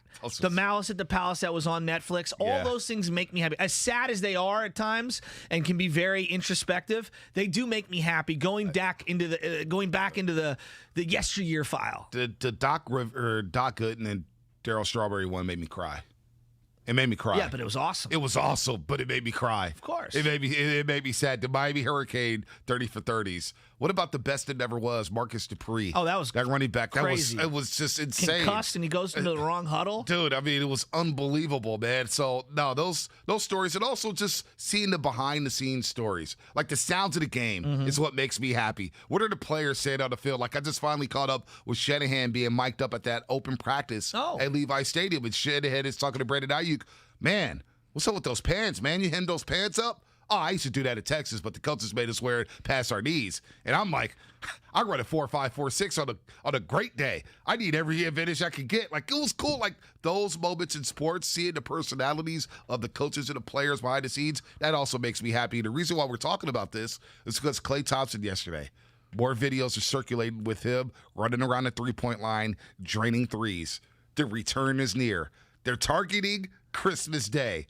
But that makes me happy that Klay is going to be back on the court in a Warriors uniform, and now we get to see how good the scene could become. You know, it's probably, like, if we're just saying sports moments, obviously when Steve Young used to scramble, that used to make me happy because I knew something wild was going to happen. The run against the Vikings, the run against the Rams. I mean, the one where he threw it off the Atlanta Falcons' back and caught it. Yep. Remember that? Yeah, I remember that. But no, like, a Curry flurry. When you know Curry's in the zone and he's coming down and you just know, oh my God, this little minute and a half, 2 minute stretch, he's untouchable. Like it's literally NBA Jam, he's on fire moment. And the Curry flurry is unlike anything out there. No, it's one of the best things in Bay Area history. Right? But what about Barry Bonds walking up to the plate? Oh, come on. Where you see the stadium. Come on. The entire stadium say, you know what? The garlic fries can wait. I got to run to the restroom, but you know what? I could wait. And you see the cameras flashing all over the place. And number 25 is entering the batter's box.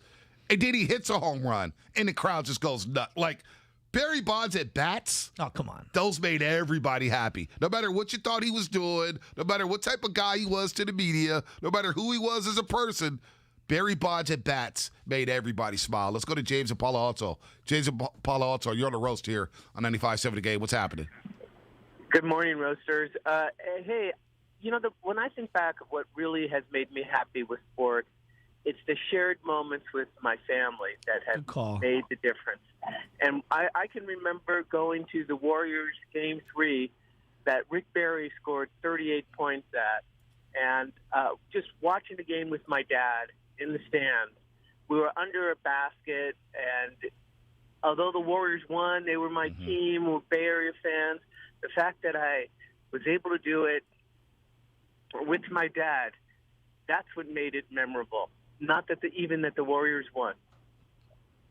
Love that.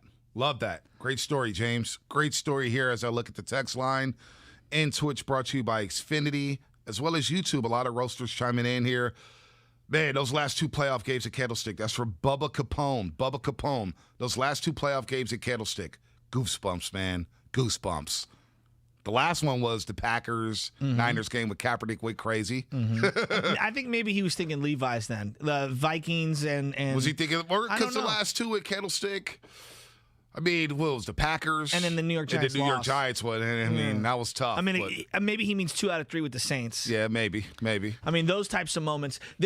One of my favorite things in sports, just around sports, walking out of a stadium after your team just won a big playoff game. Wow. Like just the chance, getting out of AT&T Oracle after the Giants have won, nothing like going down those circular ramps, even though they're and everybody's high-fiving. Yes. Everybody's vibing.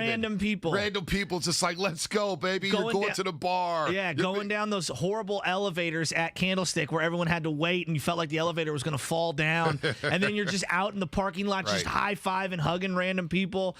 A big win where it flows into the city, ain't nothing like that. 10 minutes away from Disney with Dad. That's coming up here. I'm going to get you. On the roast. I'm going to get you. Disney with Dad, episode number 2. Shasky quizzes Bonte, which is me. I'm talking in third person, about some Disney movies. And he'll ask me 5 questions. Last week I aced it. It was The Lion King, 4 out of 5. This week I'm a little nervous. I'm not going to lie. The anticipation, that makes me happy. The anticipation of what this quiz will be about. I'll tell you a crazy story. Benito Santiago hit the 3-run home run against the Cardinals in the NLCS. What was that? 0-2 when they advanced to the World Series against the Angels. I remember walking out that stadium. Everybody's at Momo's. We're going crazy. We're all happy. Was Ray Durham there? Ray Durham was not there. Okay. He was not there. He came about 5 years later. Ray Durham's at Momo's. My favorite drop of all time. Darren Lewis was there, though, that night. Oh, D-Lou. And I was hammered. Okay. Hammered. I saw D-Lou. I said, D-Lou, man, what's up, baby? And I must have talked his ear off about the 93 team for like 15 minutes. What a weirdo. And I kept I was like, D-Lou, man, you guys are so good. I'm so sorry what happened down at Dodger Stadium, man. You had to catch over center field in New York City. You had the errorless streak, man. You're a D-Lou, man. That team was special. He was like, dude, it's all good, man. It's all good. Yeah, he's trying to get away from you. Trying to get away from him. I'm talking his ear off about 93. But he didn't kill my vibe because I was happy about what the Giants were doing. But I talked his ear off about 93. It was unbelievable. Now I got to dig a little deeper. What were you trying to accomplish here? Were you just trying to take him home? Were you trying to get him a drink? Were you trying to get the skeletons out of the closet in terms of some dirt on the 93 team? Like, what was you trying to accomplish talking Darren Lewis's ear off? I thought I was doing him a solid by saying, look, man, I know the Giants are winning now. They're headed to the World Series and they're in the playoffs. But don't forget what you guys did in 93. I hold close to my heart, all right? That's my favorite baseball team of all time. Bonte the Hoover Hill. And it was my favorite baseball team. Dude, I don't know what I was trying to accomplish. It was Darren Lewis. I was like, man, 0-2 is D-Lou, everybody. Nobody knew who D-Lou was. I was like, this is Darren freaking Lewis. And I'm talking to Shasky. You want to talk about running material. I'm like, oh, man, what about the game with you and Willie McGee, man? Barry Bonds hit 46 home runs that year. Dude, I'm running material. I don't know who grabbed me or what. I don't even know how I got home that night. Probably his bodyguards. Probably. Yeah. Or his I was wife. like, all right, dude, that's enough. Yeah. Or his wife. Yeah. Or his girlfriend, whoever. You know what's interesting here, Steven, John Curley behind the glass? Everyone's got a little butcher in them. I mean, you shamelessly sucking up to Darren Lewis in your prime. It's just great. It's classic me. It was a lot of slurpage there. It was a lot of slurpage. That's okay. Well, granted, a lot of fans do that, though, whenever they do meet a player who they feel like they could converse with. I mean, no offense, Joe, but it's not just a butcher thing. It's a pretty common thing with fans and athletes. Thank you. It's better that you say it than me because I would be hating if I said that. But, look, that was before I touched the microphone here at 95.7 The Game. And now I'm a changed man, Tupac. That's before I put the pen to the paper when it came to newspapers. Steven. And I am a changed man. Yes. 650, the victory blunt, LOL. Oh, yeah. There's a lot of those that go around. I'm kind of feeling that that one. Steven, what makes you happy in sports? Well, I was thinking about this. There's a couple of things. One, Boban Marjanovic. Just seeing Boban on the court, seeing him do a post-game interview. I love Boban. Boban just makes me happy. But being in football season and knowing that you have a win under your belt in fantasy football on the Tuesday, like after the Monday night. Such a good call. Especially if you've had like a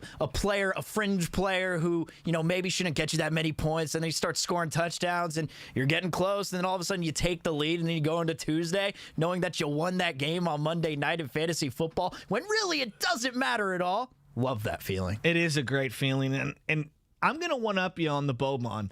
Bartolo Colon's that guy for me. When I see Bartolo, I smile. Yeah. Right? Yeah, I mean, that home run is still, like, everyone puts Classic. it on Twitter. They say it's the anniversary of that time It's that the best. Bartolo Colon hit the home That run. was great. It's the best. That was great. JaVale McGee was kind of like that for me, where he get the alley-oop, and he only played 9 minutes a game.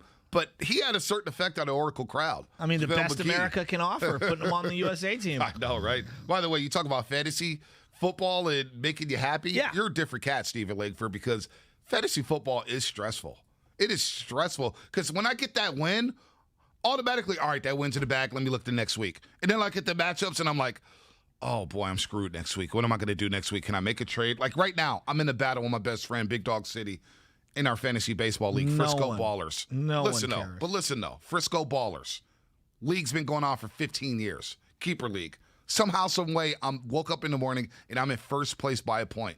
Now, knowing that I'm this close to a championship, it's going to drive me crazy until the season's over. Because if I fall short, I will be depressed all offseason. If I win, it'd be like, oh, thank God the season's over. We're done. I got it done. Whatever. But it doesn't make me happy seeing my team in first place, Shasky or Langford.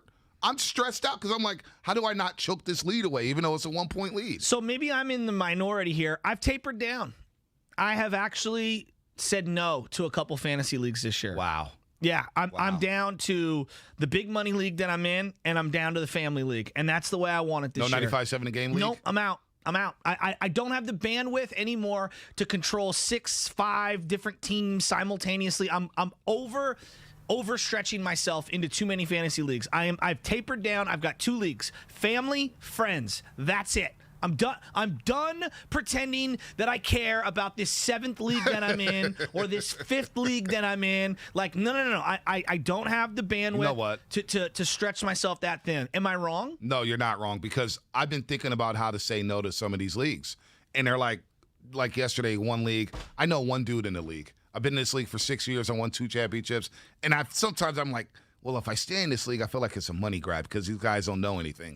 But you are so arrogant. But oh my God, I'm serious. I'm just you didn't drive by. You ran over the entire league. I just feel like it's a money grab. But then I'm just like, you know we what? call those donation leagues. Yeah, donation, exactly. But I'm just like, I don't want to be in this league anymore. So for me, I'm having trouble saying no. Okay. I'm having trouble saying no because last year was ridiculous. It was 6 leagues. Most leagues I've ever done, it was not fun. I need my big money league. Okay. I need the league with my buddies. Okay. And that's it. And like I've done the 95-7 league. There's not enough juice in this league.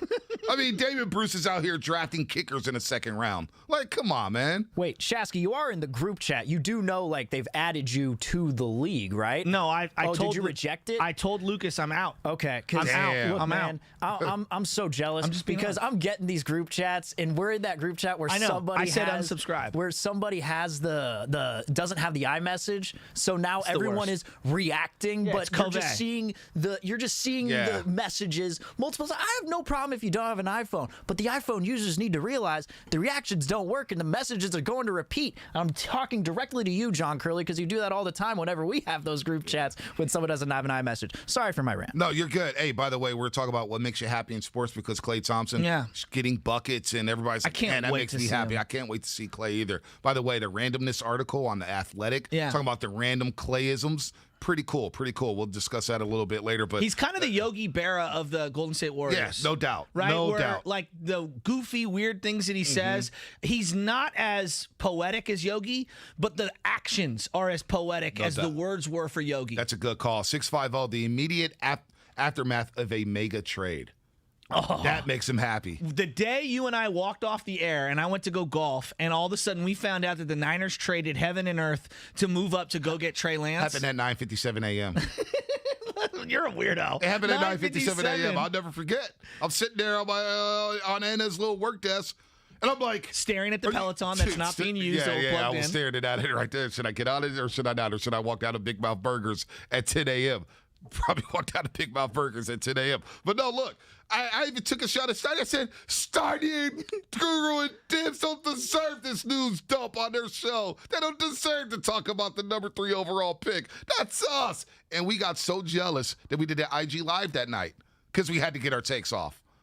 That was a missed opportunity right there. I went IG Live immediately on the golf course, losing my mind, and then double dipped and did it with you as well. You know, a little bonsai by Butcher, a little bonsai fire. But we may have Dibs for the showdown a little bit later today. I got to ask him about this. What? 408. Dibs doesn't have an iPhone. That doesn't shock me, though. Oh, well, whatever. I know Covey doesn't, and my cousin doesn't either, and it drives me completely insane. Weird. I can't stand the green bubbles. They send me these horrible videos, and it looks like the Zapruder film. Yeah, I'm like, what is this shot on, Super 8? Like, what is this? Is this from the 70s? It's the green bubbles for me. It's just like, I can't tell if you read my message. I don't know if it's delivered. I don't know what's going on here. And then here's the worst part. The people that don't have iPhones, they're so like, oh my God, my phone is so much better. The pixelation, the this, the that. It's like, dog, you're doing it just to be different. You're the guy who wears the bow tie when everyone else is wearing the tie. Like, come on, stop it. You're not that cool. You're not that guy, pal. Hawaiian Breakfast says, my D-Lou story sounds like the story about meeting John Taylor in the restroom at Levi Stadium. Back next to him in the urinal, and hey, John, I know this is really weird, but let me just say, thank you for letting me stay up past my bedtime. Those 90-yard touchdowns against the LA Rams. I'll never forget them. You remember that story? Urinal? Yeah, I told you the story. I know, but were you going to the restroom, like physically actually doing it? I was in the act. And he was just right next to you? And he was next to me in the act as well. I did that to Willie Brown one time while I was standing next to him. I realized, Willie Brown's right next to me, the old mayor of the city. And I waited until we were both finished and then both washing our hands looking in the mirror because I thought it would be really weirdo behavior to be like, the mayor! As we're both, Yeah, I was like, JT, man, you're so underrated, dude. It was at the game we went to. So underrated. That is a creepy story. At the urinal, telling JT he's underraid. Hey, Curly, man. before we do 7:46, we got to do Disney with Dad. One minute. And we got Phill Simms. Phill Simms coming up at 8 o'clock. Curly, Phill Simms, everybody. what makes you happy in sports? Playoff races, Joe, is the best. I'm watching Dodgers-Padres, trying to figure that out, what's going to be with the Giants' lead, and also players coming back, Buster Posey. Answer that phone. It's ringing right now. All right, let's go to Disney with Dad. Ma chère mademoiselle, it is with deepest pride and greatest pleasure that we welcome you tonight. And now, we invite you to relax, just pull up a chair, as the dining room proudly presents your dinner. This is Disney with Dad, Beauty and the Beast edition, and we'll get some higher production quality next week. Are you ready for this? Disney and the Dad, the new dad, the newly minted father just last year, Bonte Hill, Baby Chesna and him are going to go down the old school path of all the Disney classics at some point, and I'm going to test your knowledge. Hands in the air, don't be Googling. I'm not Googling. 1991's Disney. Oh my gosh. Beauty and the Beast. You told me you've seen this movie. I have. But I haven't seen it since like 1996. Oh, boy. All right. Well, yeah, this is great. Man, We've got 5 questions, multiple choice. If you get more than 3 right, you get the victory. Last week, Bonte got 4 out of 5. He's 1-0. We are going to see if he can have a better record in Disney versus the Dad than the 49ers record this year. And if he does, he makes the playoffs, and it will be spectacular. But here we go. Beauty and the Beast, 1991, multiple choice. All right? For people that have been out there that have seen the movie, it is a classic. One of the great Disney movies of all time, and had a song crack the top 100 for the Billboard charts. I'll get to that in a second. Oh, gosh. Belle is the lead character. Yes. And in the beginning of the movie, her father, who is a very central figure in the movie, his name is Maurice.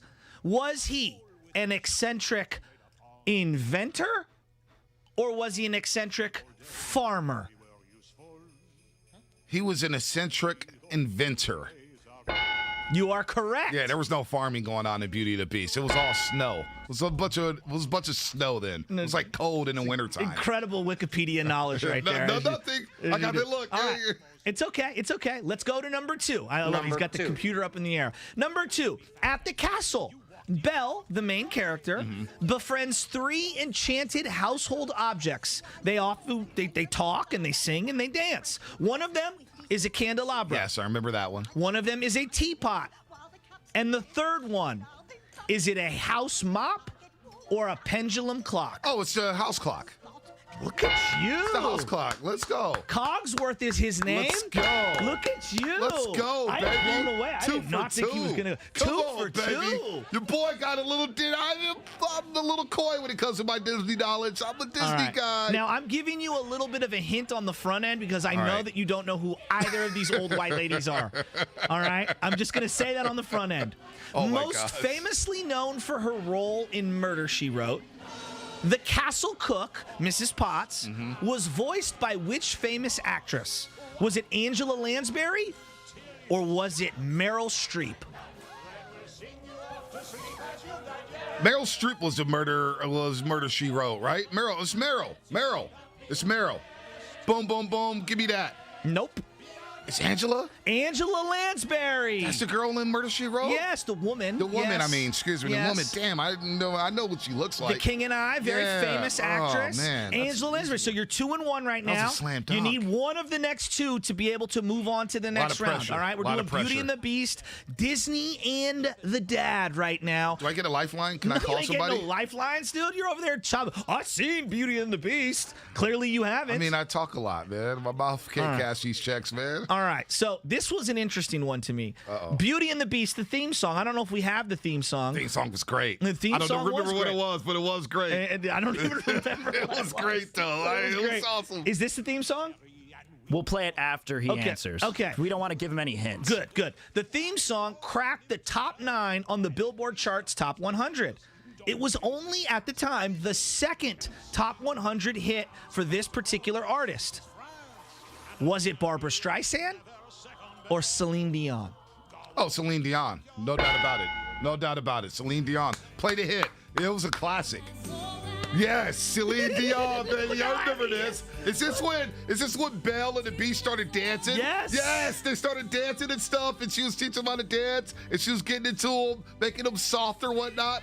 I mean, yes. it's a I mean, tale that as didn't old come as out right. time. I mean, we got kids in the car. This is What are you doing? family-friendly program. It's a What song I mean, as warm old and as fuzzy. rhyme, gentlemen. It's a tale as old as time. It's a song as old as rhyme.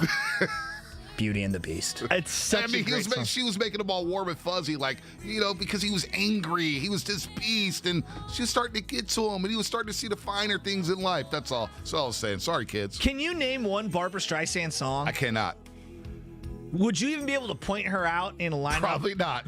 How about Celine Dion? Yes, I will be able to see Celine Dion. Yeah, I've seen a lot of her. Yeah. All right, what's my next question? I'm trying to go 4 out of 5 I can't here. believe you won 4 out this of one. 5. All right, Let's true go. or false is this one. True or false? I'm going to say Come a on, statement, Curly. and you're either going to say true or you're going to say false. The Beast dies in Belle's arms before the last rose petal falls.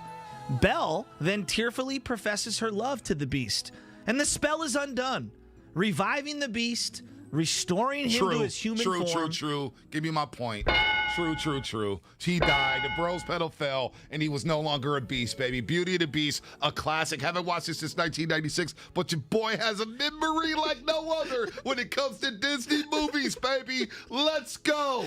Disney with Dad. Oh, my Chestnut, God. you're He's in great 2-0. hands, I baby. can't believe it. You're in great hands, Chestnut. I'm telling you, your boy watched a little more Disney movies than y'all thought.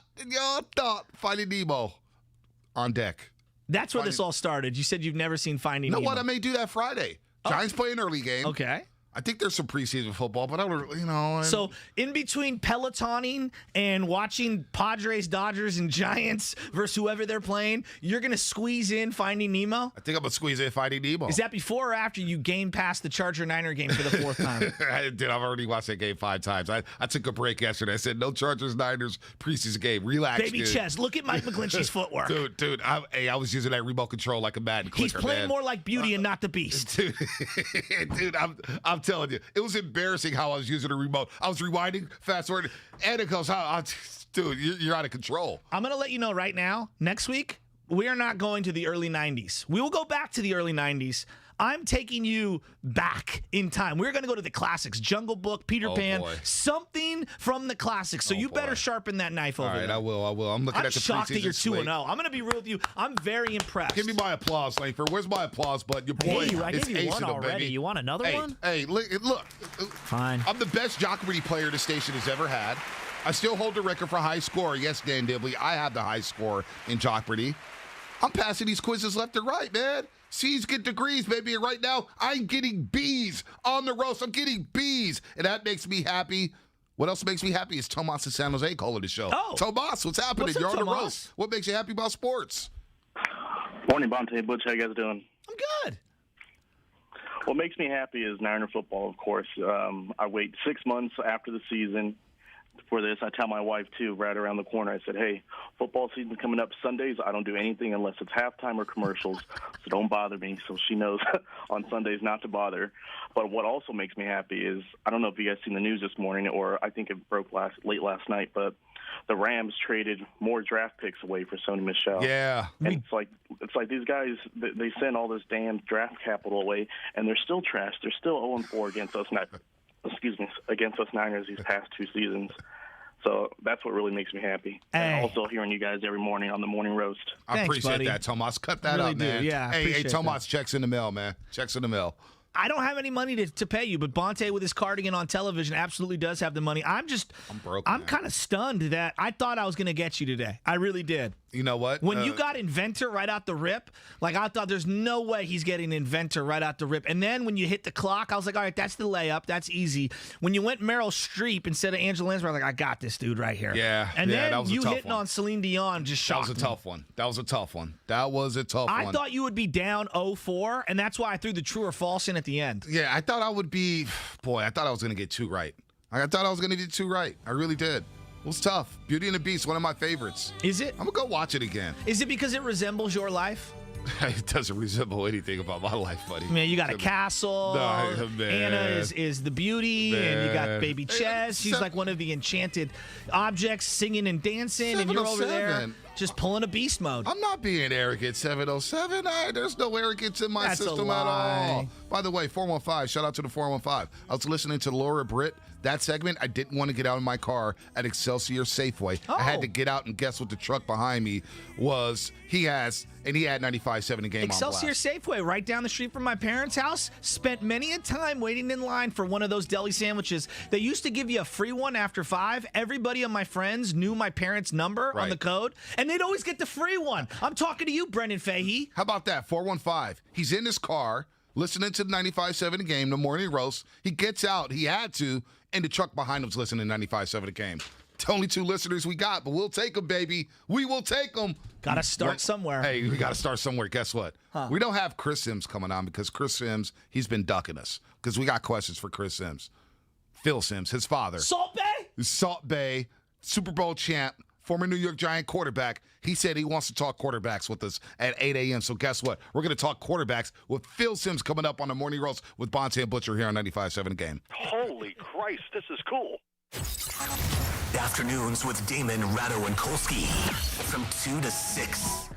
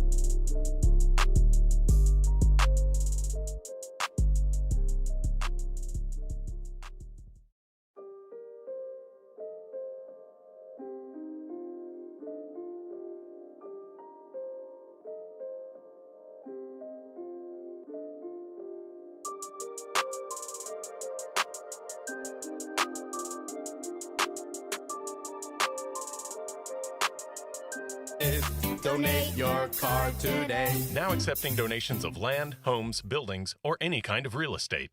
Odyssey gets you ready for the football season with training camp coverage.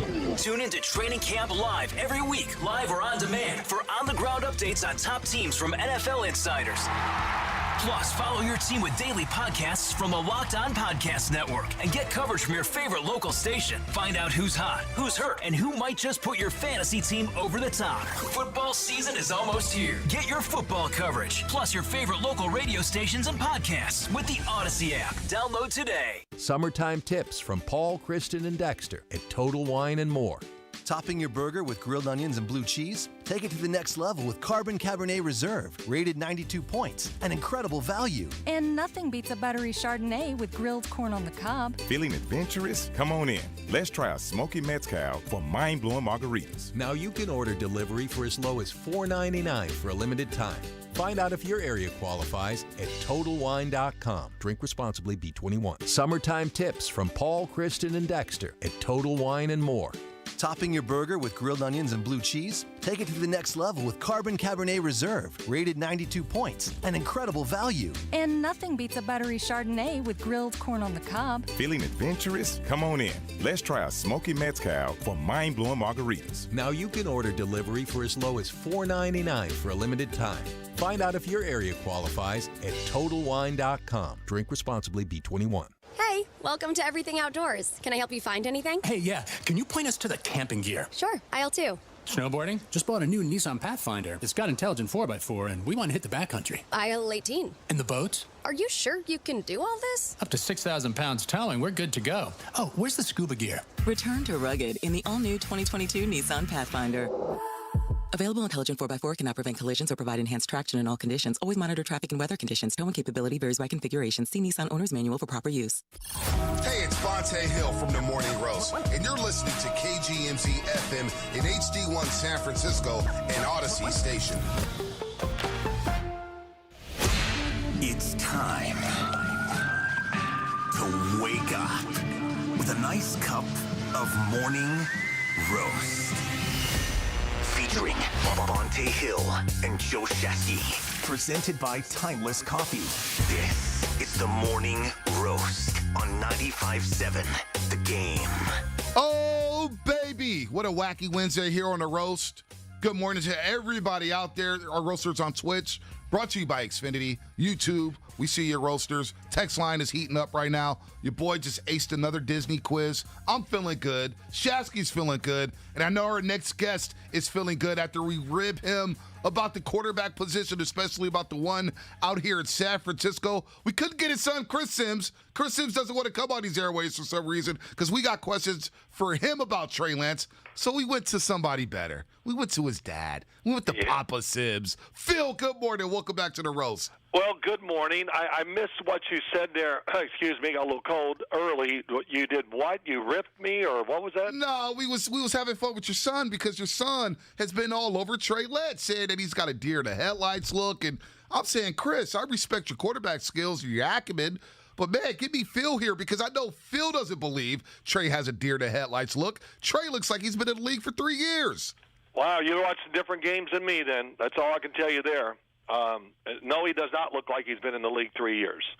And I don't know how you come to the conclusion, but listen, you're looking with blinders on. And we got to have Trey Lance.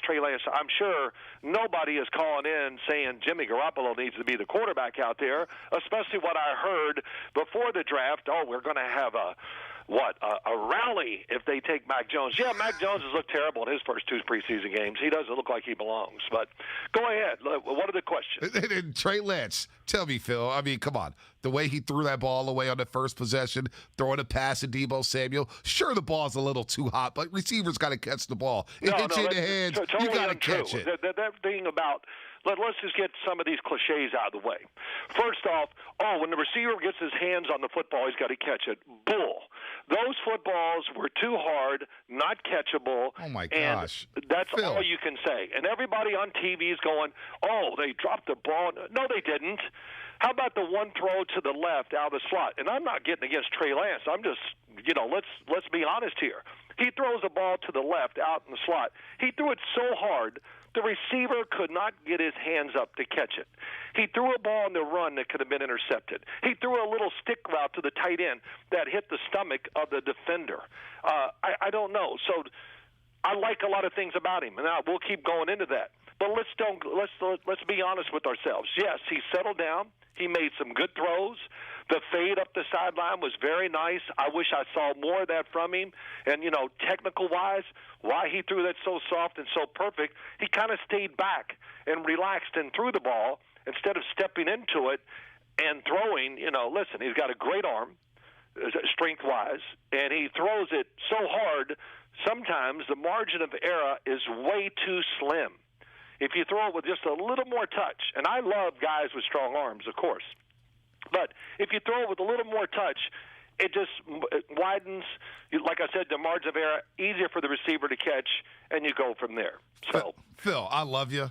And I'm going to let my partner get in here. You say you make a lot of great points. Honestly, I don't want to get in here. I want him to just take you down right now. But these wide receivers, these gloves these wide receivers wear, I mean, I could catch them with one hand. There's so much stickum on them. There's so much padding here. Oh, my gosh, the ball's too hard. What are we doing here? Listen, there's a couple things. Yes, it was too hard. They were not on target. Okay, let's come on. Let's go. Quit, you don't have to do this. And I'm very fair when I judge. And, I know you are. I'm very careful. But the speed of the ball, the location of it, and the fact that sometimes it's not a perfect spiral makes it harder.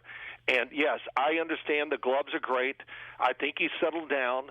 Of course, it's really early to make all these assumptions. He's the man, or I'm saying these things that, has to worry the coaching staff and Kyle Shanahan. But also, I know the great side to it, too. I saw him do things that I saw him do in college. Look to the left side, turn, find the guy coming over the middle, makes a great throw. He did it all the time in college. What I'd like to see more, just to get ahead a little here, he is at North Dakota State. He was a very good sideline thrower. Out cuts, things like that. You saw him throw one in the game, and he made it look so easy. And you know what's outside? When you start going outside the numbers in the NFL and get out there, there's less people. It's easier to see, easier to make good decisions. And really, that's something I don't think the 49ers do enough of, is throw the ball towards the sideline. Most of their throws. And I don't know the numbers, and I don't care. This is my thought as I watch them play over these years, and even in the preseason. A lot of throws are over the middle, and a little misjudging of passes over the middle lead to big-time trouble. Yeah. And we saw that even with Jimmy Garoppolo. In cut, there it is, throws it a little high, the ball bounces off the hands, interception. So that's just some of my thoughts to start with. No, Phill Simms with us right now. New York Giants legend, 49er killer. I can just hear it. It's just killing you guys. No, Phill, this is great because I think I like Trey Lance. He's not ready. He's not ready at this point. I still think it's Jimmy Garoppolo's job, and I could feel the frustration with people like Bonte coming through the airwaves on you because you're seeing all of this premature celebration regarding Trey Lance. But let's get into Jimmy for just a second. Yes, let's do. What are you seeing from Jimmy Garoppolo, and why do you still think it's his team like I do? Well, I didn't say that I still think it's his team. I apologize. I didn't say that. I apologize. Don't put words in Phil's mouth, Shasky. Come on now.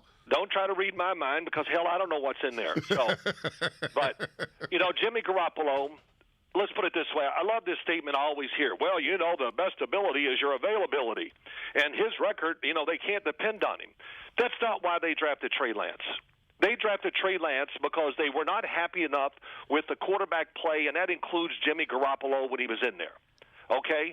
If he was a top 10 or even a top 15 quarterback in the NFL, they probably are not, hell-bent on going out and trying to get another quarterback.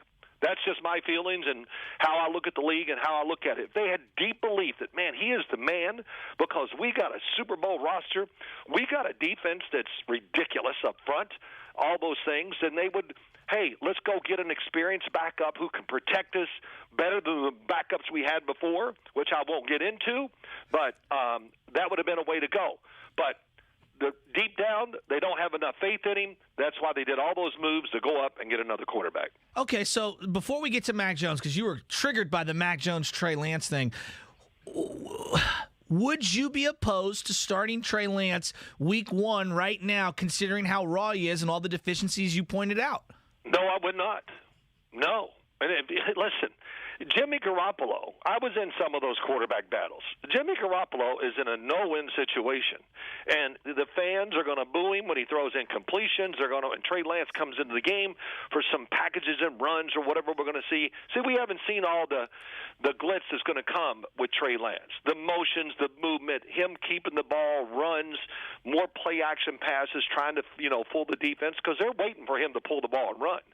All that. But Jimmy Garoppolo, it's all or nothing. I mean, the best thing that can happen to him is for them to start Trey Lance, and somewhere in the either injury or really bad play they put him in, and then he can be the hero. So can they win with Jimmy Garoppolo? Absolutely. Hey, he took him to the Super Bowl. I know all that. This team is right there with the one I saw a couple years ago that went to the Super Bowl. But also, going on their way to the Super Bowl, we had some things that worried us, and even though I thought he played overall pretty dang good in the game, it had to worry him, and here we are. Yeah, I would not be opposed of starting Trey Lance. Play safe, play careful. We know he's going to run the ball. It's going to be a little different offense that we've seen in the preseason.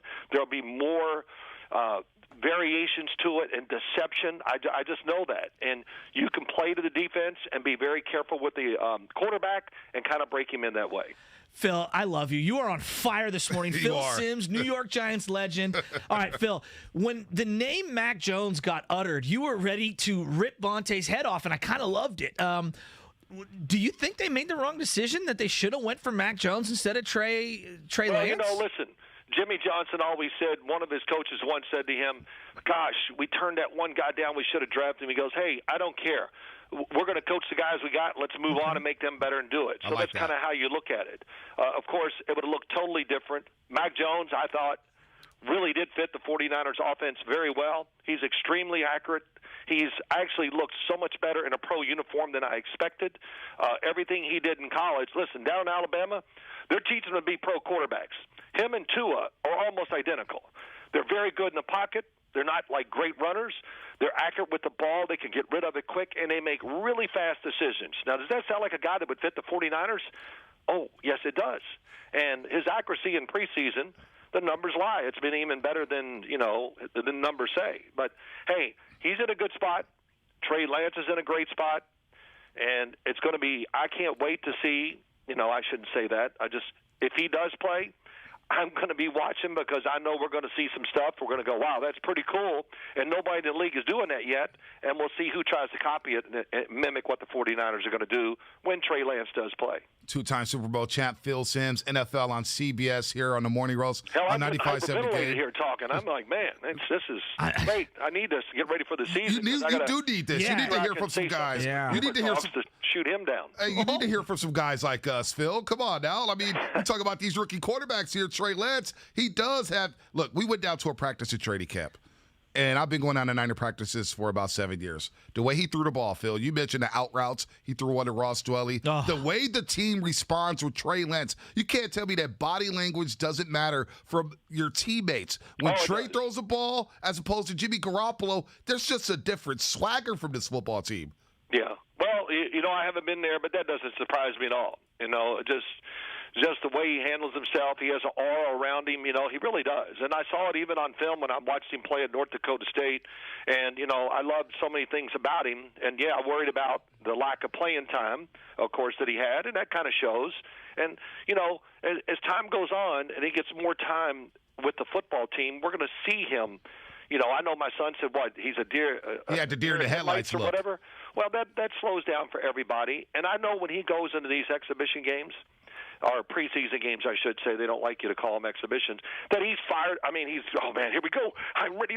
Instead of, when as time goes on, he'll just go in and be calm and play and, do the plays better. But what you're telling me, Vontae, does not surprise me at all. Yeah. Phil, real quick, I'm looking at these rookie quarterbacks, Mac Jones. We see it, and you're right about Mac Jones. He does look comfortable in New England. He'll get a lot of reps with Cam Newton being out there with the COVID-19 stuff.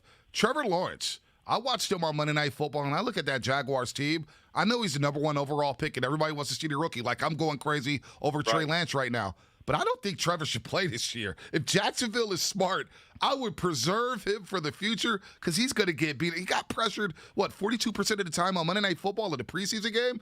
I don't know if that's going to be good for Trevor moving forward. Well, yeah, listen. Okay, we drafted him. You got to learn the hard way. And, yeah, it's going to be rough. Make game plans. He's got to learn. Of course, listen, he ran at one time. Even I went, oh, my gosh, that could have been the end of the year when he ran around the left end at one time. Yep. Listen, he did that all the time at Clemson. He took as many big hits and dangerous hits as any quarterback by far coming out in the draft, I thought. He extended plays too long, especially when he was running in the middle of the field. I don't even have to look it up. I can remember writing my notes. Oh, my gosh, he takes a lot of big hits for a guy that's on a good team and is supposed to be a smart quarterback. And so that would worry me, but I would definitely start him and devise game plans to protect him against himself and, of course, protect him from the talent around him. But, no, put him in there, get that experience, build for the future, and really talk to him like, hey, I don't even know if it's about winning or losing. It's getting him experience, and when the team gets ready, he'll be ready with them to go win football games. Phil, I love you. Honestly, we need to have more Phill Simms in our life. We have a kind of running joke that, our best friend is Rick Barry, and, you have a lot of Rick Barry-isms in you. And I'm just curious, just walk me through what you're doing the rest of the day. Like, when you hang up with us, what are you going to do next? Because I'm a little worried for you, He's going to call Boomer Esiason. That's what he does. Well, Boomer kills me on the local radio here every friggin' day. I mean, it's unbelievable. Big old Steph Sims, stupid him and his quarterback stuff, whatever. Oh, he just makes fun of me, but that's okay. I'll get him back somewhere. But what am I going to do today? Well, I've been really spending most of my time during the week watching all the rookies around the league, watching their game tape just to see, and then I go back and look what I wrote, and I go, oh, wow, I'm right on target there. Or I look at it sometimes, and I write something down from a preseason game and go, I go back and read my notes from college and go, well, I'm an idiot. I got that completely wrong. And and especially the quarterbacks right now because they're such a big deal. So I've watched every snap of all these rookie quarterbacks just so when people ask, I can give a true opinion, what I think. And, also I know this, the other thing, the 49ers really haven't done, and I give them credit for this, they haven't done anything to really, make it easy where Trey Lance can be the guy. Oh, look at him. Now, the Bears, hey, I think, listen, he's done a great job there so far. But they've put in plays to help the quarterback look better. Mm-hmm. What I call game plan plays, where we're going to run this, and this guy is going to be wide open for you. They've done that a few times, and it's worked. And, of course, what does that do? Gets the fans excited, everybody excited. And I got to be honest, too. It's easy to sit here in this chair and say these things. But I would start out, I would start Justin Fields. I would. I would, too. Yeah, absolutely. I would, too. You know, just everything about him. He knows how to protect himself. He did a good job of that running in college. He had some rough games where he didn't play very well. So he knew he had to run and create other things. He did it to help him win football games.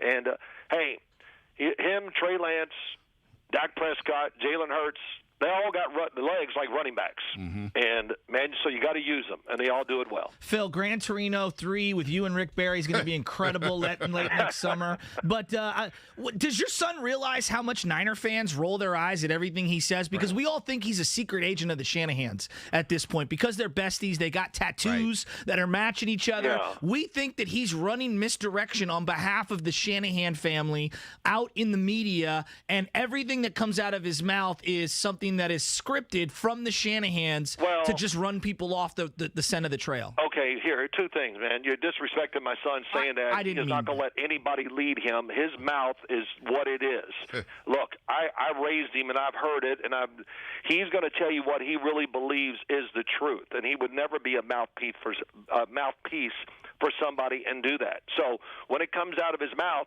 you know, I'm not going to say I always agree, but it's not very often him and I disagree on stuff because we talk football. Right. I don't know. I'll sell the under. We talk football at least 4 to 5 days a week. And, you know, sometimes we don't talk about anything he has said. We just talk about other stuff and go into it. And I remember I told him, hey, Trevor Lawrence, this is what he did in college. He took tons of big hits. Yeah. I don't understand it. And he gave me I can't even tell you what he texted me back. But, yeah, he's his own guy, and he studies hard, works hard at it. So, you know, he's trying the best, and he's trying to give a fair opinion. He's he great. He's not a mouthpiece for the Shanahans, and he told me. Now, he would tell me, I think, he goes, he has not talked to Kyle, and I don't think he wants to, or anybody, because he wants to make his own opinions and judge what he sees on film. I meant no disrespect, Phil. It was just, people throw that out there. Don't worry. And I apologize. Well, we got texters. We got texters here, Phil, saying that you should give him. You should give your son your notes because it seems like your notes are a little more detailed. I love Phil's than breakdowns. Your Phil breakdowns are phenomenal. Real quick on Zach Wilson. Zach Wilson, BYU quarterback. Niner fans loved him until the Coastal Carolina game, and all of a sudden, a lot of people got turned off by him. They didn't win a game. You know, and Zach Wilson, the level of competition. Don't get my ass going on this. Yeah, I want to get you going on this. Let me see. Trevor Lawrence, they played teams that were better than them all year. Oh, that's right. Only once did they ever do that. What did Justin Fields play? Was he not the best team on the field every week by far, except for, this team called Alabama? And that's it. I mean, every one of these players we're talking about. How about Trey Lance? Hey, they were going to win when he was taking that field because they were always the best team, and of course he helped make them the best team. But this level of competition crap, everybody get off of it. Well, the Coastal Carolina game, we saw him against a fast defense. He got a little rattled in that game. He bounced back in the second half, and yes, they did lose it. Should we be talking more about Zach Wilson as the rookie of the year with the New York Jets? What have you seen from Zach Wilson so far? Well, I love what they've done. They've done nothing to really help him. They're running very basic offense these first 2 games. He stood in the pocket, so we haven't seen all the flair and all that. And look, I think Zach Wilson and Trevor Lawrence are in by far the 2 worst positions of the quarterbacks in the league as rookies. And he will not be the rookie of the year, and he won't even be the rookie quarterback of the year or nothing. Listen, their football team, it's not ready to win big. Their schedule is ridiculous. And the big thing there, they just got to go, we got to advance our quarterback, try to win games, of course, and all this. Robert Sala's doing a great job of keeping them organized. They look fast. But it's going to be tough sledding. And the big thing there is don't get ahead of yourself and start putting it all on the quarterback's shoulders there with the Jets, which I don't think they will. And what will happen? And I'm not a second guesser a lot of times, or not very often. But last year I was saying on TV, God, I'm losing my mind here. The quarterback for the Cincinnati Bengals is throwing the ball. Joe Burrow is throwing the ball too much. It's too much about him. Spread it out more. Take some pressure off of him. Then about 2 weeks later, because he was throwing like 40-some times a game. Yeah, he was. Yeah, it was crazy. You cannot do that and think that your quarterback is going to survive when you're a team that has to play great to win games. Can't believe I almost forgot Joe Burrow's name, but it happens to the best of us, Phil. It happens to the best of us. Hey, Real listen, quick. I'm sitting here. I've been sitting here for 15 minutes watching some stuff and going over things, and I'm going, man, I'm getting fired up to go on San Francisco radio here, Hey, man, you got them fired up right now because they still hate you from the late 80s and early 90s, no doubt about it. Ronnie Lott still hasn't forgotten about it. Hell, they don't even remember me playing. That's a great thing. No. Ronnie Lott still talks about you sometimes. I can't believe Phil tried to get in my face and talk that crap. Real quick, what kind of advantage does a coach have? Take our audience behind the scenes here, because a lot of people are saying, why doesn't Shanahan just name his quarterback? Or why doesn't Bill Belichick name his starting quarterback? Call. Take us behind the scenes here. What's the advantage? Is there advantage? Do the Detroit Lions already know what San Francisco is going to do? Take us behind that, Phil, that decision here. Well, I think both of them, both situations, they really don't know. I don't think it's solidified enough. I believe, just my thought is, I think the San Francisco 49ers would like to have been in a place right now where this quarterback situation was already resolved. Mm-hmm. And, I really think that this is just me. No inside information, nothing, I swear. But I thought if Trey Lance could have gone out there and just operated and been consistent all the way through the contest, that I thought, hey, he might win this job. That's what I was thinking even before the game. Hey, if he goes out and really does what they need to do and can run the offense without any tricks to it and all the other stuff and just be safe and careful with the football, that he can win the job tonight, especially after I saw Jimmy Garoppolo and, his throwing was not sharp. He didn't throw one sharp ball the whole night. It was off his back foot. He flicks the ball. Man, I'd love to see him just once, rear back and step into one and let it go. Why do you think he's not doing that? Is it the ACL injury? What's going on between the ears? Because Jimmy I've really Garoppolo, never seen him do it. That's just his style of throwing, and he's been in the league long enough to kind of you should figure these things out. Great quarterbacks, and many of them, and I can go through them all, that they become better throwers every single year in their career. Peyton Manning couldn't throw a spiral his rookie year. I heard an announcer go, I don't think he might ever have success. He doesn't throw well enough. Second year he comes out, he's a spiral throwing machine, firing it down the field, and he worked on it. And I see it with lots of guys. I saw it with Aaron Rodgers. I see it with Tom Brady almost every year. He keeps perfecting his motion, and that's why at the age of 44 or whatever he is, he can still throw rockets and throw it as hard as anybody in the NFL when he needs to. So that's those things, is up to the quarterback. You got long off seasons. Basketball players shoot during the off season almost every day, or they're always working on it. Steph Curry just doesn't go, well, I think I'll shoot 2 days before training camp and get it back. I mean, I don't get it. When you're a quarterback, always throw, keep it going, and keep that rhythm and feel and touch. And yes, you can get all these things through a lot of practice, even without the football team around you. Yeah, Phil, I'd go get yourself some throat spray because you are spitting liquid hot magma, and that's why you're so coffee. It's good. Listen, I do coach a lot of quarterbacks. I did a lot of camps this summer. And people say, what do you do? Well, I crush the young kids' dreams. That's no. You got to let Bill Parcells get into your dome. Let it go, man. You got to let the hatred. Bill Parcells, man. Yeah, I know. Bill Parcells did turn 80. We're old. Yeah, we are old. Well, yeah. Phil, I love doing it, and I tell you, I did it so much this year. I went about 6 weeks where I could barely talk, but as soon as I get on the football field, for some reason, my voice would just pick back up. Hey, and so whatever. But that's why I'm finally getting over it. I haven't been out on the field for about a week, which is good. And so my voice is coming back. I'm ready to go. You sound like you're ready to go. You got 49er fans fired up. They're laughing at you, getting on me about Trey Lance and whatnot. I knew it would get you fired up. But, Phil, we will do this again throughout the football season, man. We love having you on. You spit nothing but wisdom, and we respect your opinions on the quarterback position in the NFL. Thank you so much. Next time you talk to my son, tell him I'm just tougher than he is. I'm willing to go on and get it going. He just chickened out. And even his buddy Mike Florio, too. He's another one. He He won't come on? Oh, he did before. We got into it a little bit. He batted Bonte around. We got into it a little bit. He is so get out of here. We got into it a little bit. You know, that's what I do, Phil. I fire people up, man. Hey, that's okay.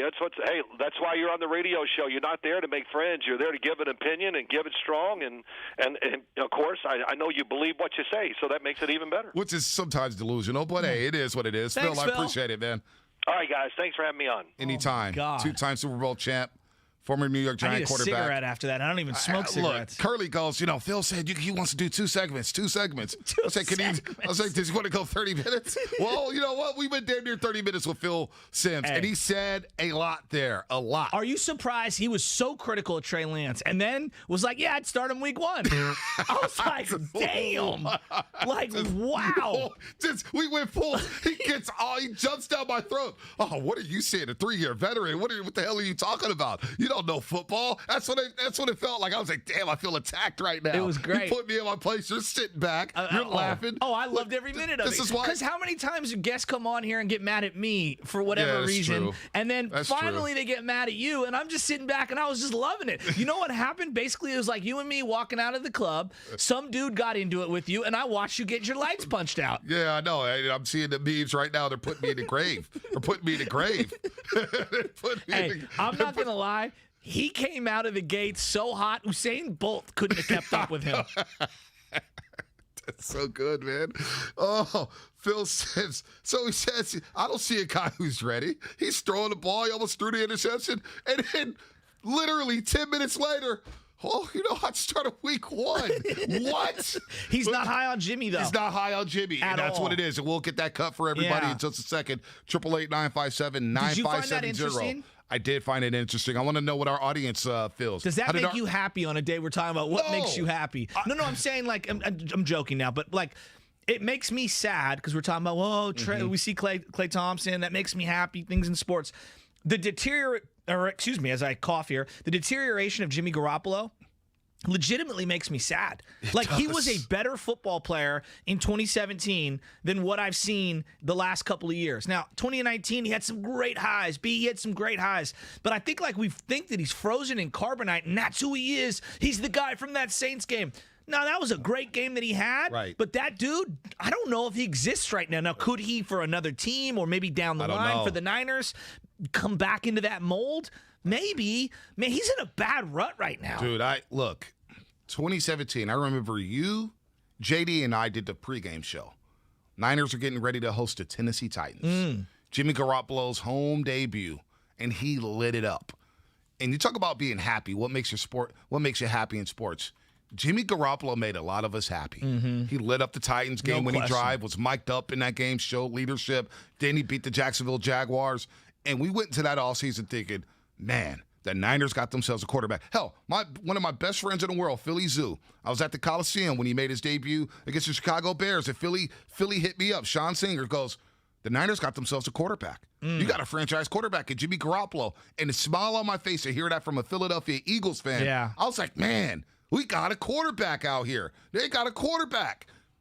And to see where we're at now in just 2021, especially just after the Super Bowl 2019-20, and to see how he's throwing. And I saw the same things Phil did. Like, people were like, Bonte, you're being too critical of Jimmy G. I saw him even on the checkdowns throwing off the back foot. For what? Step into the throw, especially on the IU play. What did you think when you asked him about the mechanics for Jimmy and kind of like the psychology, the injuries, blah, blah, blah, blah? And he was like, this has always been who he is. Yeah. What did you think when he said that? Because your face was like, whoa. Yeah, because I don't know if it's always been him. I saw a guy who was a gunslinger. I saw a guy who stayed in the pocket and took hits. I saw a guy who was like, you know what? I'm going to take a chance and thread the needle here with this quick release, and it's going to come out boom, boom, boom. I was kind of surprised. I was like, man, is this really him? Did I fall in love with this Jimmy Garoppolo? I don't think I did. It makes me believe that 2017 was just a big mirage to get a big payday. I don't know if it was a mirage. That really happened. I do think that there's something.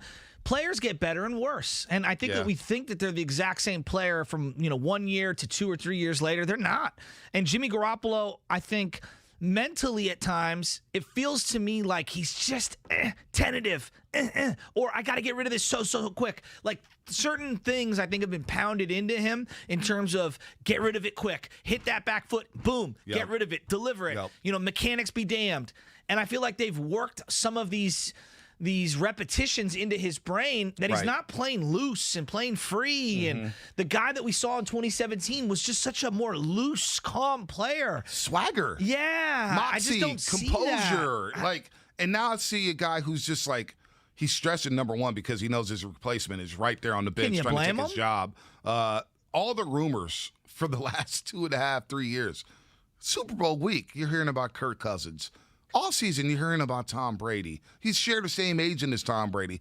Next offseason, you're hearing about Kirk Cousins again. Yeah. You're hearing about Matt Stafford. And you're hearing about Deshaun Watson. And you're thinking, man, am I going to get cut this offseason? What's going to happen here? Am I even going to show up to camp? It is a little sad. It is a little sad on how far this fan base has swung from loving Jimmy Garoppolo to saying, start the rookie in week 1. Like, think about what I'm like. I have never subscribed to the theory of starting a rookie quarterback in week 1. I've always been against it. Okay. You know what? I don't start him. Like, Cam started rookie year. I don't start him. He goes out there, lights it up his first 2 games. All right, it was a great decision. I've never been a fan of that because I like rookies to sit. But my opinion has changed over the last 5 years on how the rookie quarterbacks have been assessed. And in this situation, knowing that the Niners have a Super Bowl-ready roster, knowing that Jimmy has won a lot of football games for this team and has been clutch at times when they needed him to be clutch, I'm just thinking to myself, man, he's just not better than Trey. And I see a guy who's tentative, who won't stretch the field. Like, it's just check down, check down, check down, check down, check down. And part of me is just like, I've seen this story before. Don't you want a quarterback who can stretch the field and make every single throw on the field?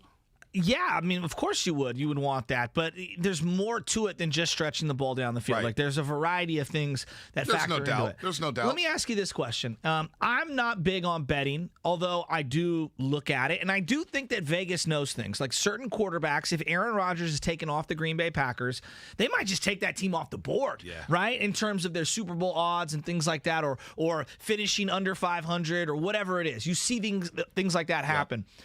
If Jimmy Garoppolo was the quarterback, the Super Bowl odds are what right now? What are they right now? I don't know the odds per se. I know they were favored to win the NFC West, though. Yeah, because I seen plus 1,400 to win the Super Bowl in February 2022. Mm-hmm. That's before they made all their moves, had their offseason. Would the odds dramatically change in Vegas if they were to go to Trey Lance? Forget the fans for a second. Forget, what other teams Pete Carroll would think. Would the money move that dramatically in Vegas? I don't know how dramatically it would move, but I definitely think if it's at plus 1,400 right now, which it still is. That's what it was in February 2022. So it still is. I think it would drop down to like plus 2,000. You think so? It'd drop. I think it'd drop. I think it would drop because of the whole dynamic of a quote-unquote rookie quarterback never winning a Super Bowl. You're basically betting against history. You're betting against the history of the league. Mm-hmm. Like, it just hasn't happened. Has a rookie quarterback even started a Super Bowl? That I don't know. I know Marino got there in his second year. Phil. Patrick Mahomes got there in his second season. Yep. I don't know. I don't think so. They're just in a you got something, Steven? No, I was just going to say that, those Super Bowl odds, we need to actually put some context to it, too. It's not like plus 1,400 is a bad spot to be in. I mean, you got the Chiefs favored at plus 500, the Bucks at plus 600, Packers and the Bills at plus 1,200. Then you got the 49ers, the Rams, and the Ravens at plus 1,400. So they're like in that 6, 7, 8 slot, essentially. Right. Yeah. That's pretty damn good. It's pretty good. So would it move up? I think it would be almost identical. I think that their odds would be. That's what I'm saying. That says a lot. And what do you mean it thinks it says a lot? It says a lot on how Vegas feels about Jimmy and how they feel about Trey Lance.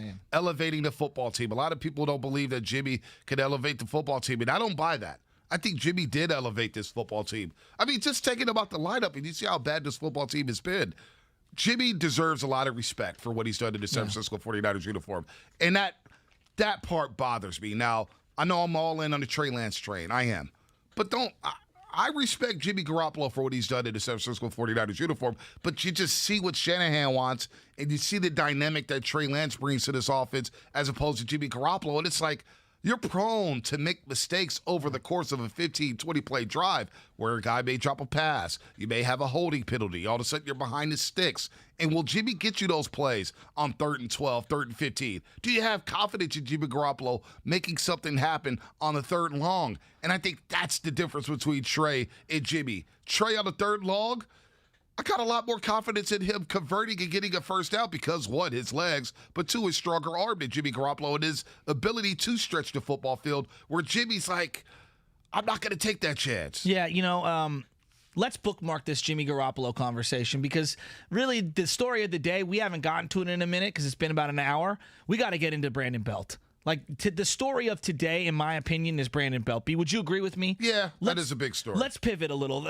Brandon Belt yesterday, because I want to get ready for some Mets-Giants talk here. This is a big series for the Giants. Evan Roberts coming up, 8:50. Oh, nice. Who is he? WFAN. Oh. Co-host. He's a big-time Mets fan, big-time Nets fan.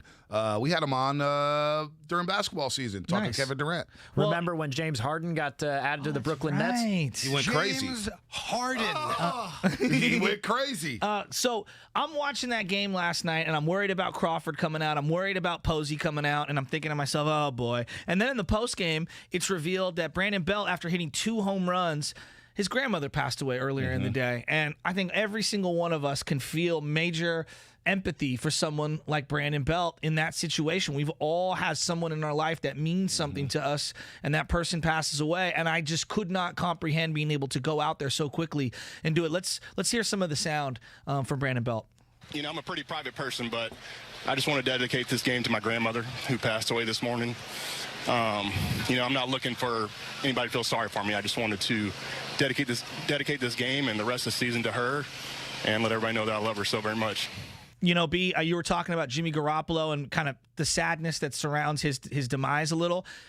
I think that you said something even more poignant regarding Brandon Belt and kind of the sadness around his career with Giants fans in general. Yeah. Forget today for a second, but just like maybe he didn't get appreciated the way we should have over the years, arguing about whether he's good or not, and we're like dicing up slices of nuance here.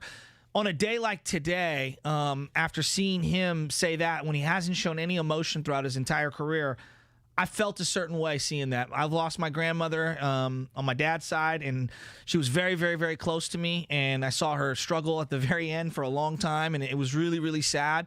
And so, she was one of my biggest proponents in sports. Seeing Brandon Belt just go through that emotion, it really pulled at my heartstrings last night. Yeah, I have a lot of respect for Brandon Belt for going through that. Losing his grandmother to COVID-19, it's not easy. We know what COVID-19 has done to this country, done to the world. Yeah. A lot of people lost businesses, restaurants, bars, stores. Family people members. have had to move, family members. It hasn't been easy on anybody. And to see him go out there and play and hit 2 home runs to dedicate that game and the rest of the season to his grandmother, I don't care to talk about Brandon Belt's future with the Giants anymore. I don't care to talk about what's happened in the past. You know what? Respect to Brandon Belt. He went out there and played, helped his team win a big ball game in New York City, and he's been contributing. Hits his career high 19 home run, and just over 223 at bats. Like, I don't like the whole body language thing that we argued about with Brandon Belt. It doesn't even matter today. It doesn't matter tomorrow. Doesn't matter because what this guy's going through during the course of the season where he's been beat up, where he has been hurt, where Crawford, you see him get the contract extension, 2 years, $32 million. Giants are talking about keeping Buster Posey. They trade for Chris Bryant. And Brandon Belt could have been in the corner saying, what about me? Mm-hmm. What about me? What about my money? And a lot of us said, you know what, Brandon Belt, here's your walking papers. But that's not the day. Today's not the day for that. Tomorrow's not the day for that. And I'm not going to even go that route for the rest of the season because of what he's gone through yesterday.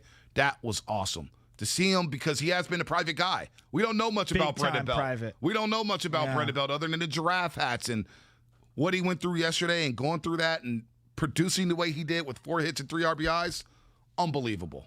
Unbelievable. So much respect to Brandon Belt for what he did yesterday. I'm glad you set the tone there, Shasky, with that one. Don't forget our Morning Roast Twitch is brought to you by Xfinity. Always by Xfinity. YouTubers, the roasters on YouTubers. Shout out to you guys as well for holding it down. Evan Roberts, WFAN, will join us next to talk about what the hell is going on with the New York Mets and how he views this Giants team that's out there on the East Coast right now. More coming up with Bonte and Butch. Don't miss a second of Damon, Ratto, and Kolsky. Ray. Do we have Ray? There we are.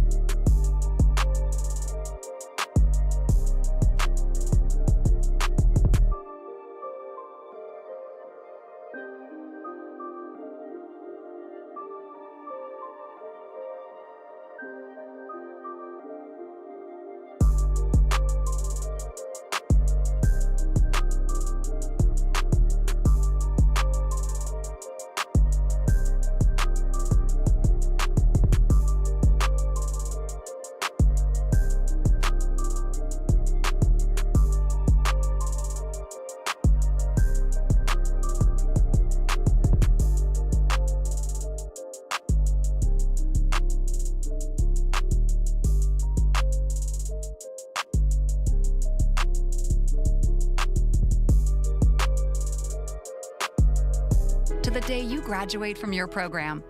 Learn more at phoenix.edu. The moment you fire up a Gator UTV, the engine has your full attention. The completed job is on the horizon, and the trail meets its match. Just like that, you made short work of a long to-do list. Run with us on a John Deere Gator UTV. With effortless four-wheel drive at the flip of a switch and our smoothest shifting transmission yet. Nothing runs like a Deere. Search John Deere Gator for more. It's like I blinked and suddenly all my business shifted to e-commerce. Now, my business hours are whenever my customers need me. My customers want everything now and faster than ever. It's a whole different world. Your business is changing. The United States Postal Service is changing with it. We're bringing you fast, reliable shipping nationwide, and we're bringing it right when your customers need it. Let's discover new routes. Visit USPS.com/new routes. The United States Postal Service. Priority, you. We're all on this planet together, so join Odyssey and find your one thing. Improve your gas mileage by properly inflating tires and taking your car in for a tune-up. Join Odyssey, and together, each of us doing one thing makes a greener tomorrow. What's your one thing? What do a farmer, a marketing executive, and a woman with a blender have in common? They are all kale raisers and featured in Season 2 of Raising Kale. Get ready for some kale raising fun when Season 2 launches in September on the Odyssey app or anywhere you get your podcasts.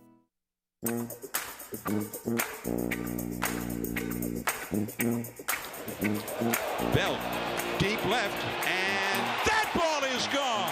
An opposite field home run from Brandon Belt. Is the ball flying here or what? Now, back to the morning roast, presented by Timeless Coffee with Bonte and Shasky. John Miller on the call, NBC Sports Bay Area. Giants hit 4 home runs in the first 4 innings last night and shut out the Mets. 8-0. They've won 3 or 4 against the Mets so far this season. We'll see Cueto on the mound to try to keep that going as the Giants are 37 games over 500. On the flip side, the team they're playing is in a deep, deep, deep funk. And that's why we're bringing in Evan Roberts, our brother from WFAN out there in New York City. Drive time out there in New York City. Catch him out every afternoon out there. And we talked to you during the season about the NBA. Kevin Durant, of course, playing for Brooklyn. And, boy, he was special. You guys should have had that against Milwaukee. I don't want to open up that wound. But, Evan, I think about you all the time. Whenever I think Mets, I think of you now for some reason. Because you guys were rolling in the National League East. What the hell has happened over the last month of the season? You got owners tweeting, calling guys unprofessional. Lindor can't hit anything. What is going on? They stink. That's what's going on. And they stink from top to bottom. Lindor had missed the last about 4 or 5 weeks, so I can't blame him, even though before that he wasn't doing much. But Michael Conforto stinks. Jeff McNeil stinks. Dominic Smith stinks. And this entire lineup has been a massive disappointment, and you guys have had a great opportunity to watch the stink over the last couple of weeks. The embarrassment in San Francisco last week where they were lucky to steal the finale of that series, and then obviously last night. They're in a free fall. It's painful to watch. Their season is over, and it's just a top-to-bottom issue. And everything Steve Cohen says he's right about. He's right. This lineup has been dreadful, and they weren't doing that well lineup-wise, scoring runs, prior to the free fall. They were just overcoming it because their starting pitching was doing so well. That's caught up to them. And now this is just a depressing free fall. Wow. I mean, I didn't know we were going to go so hopeless this morning, but here we are.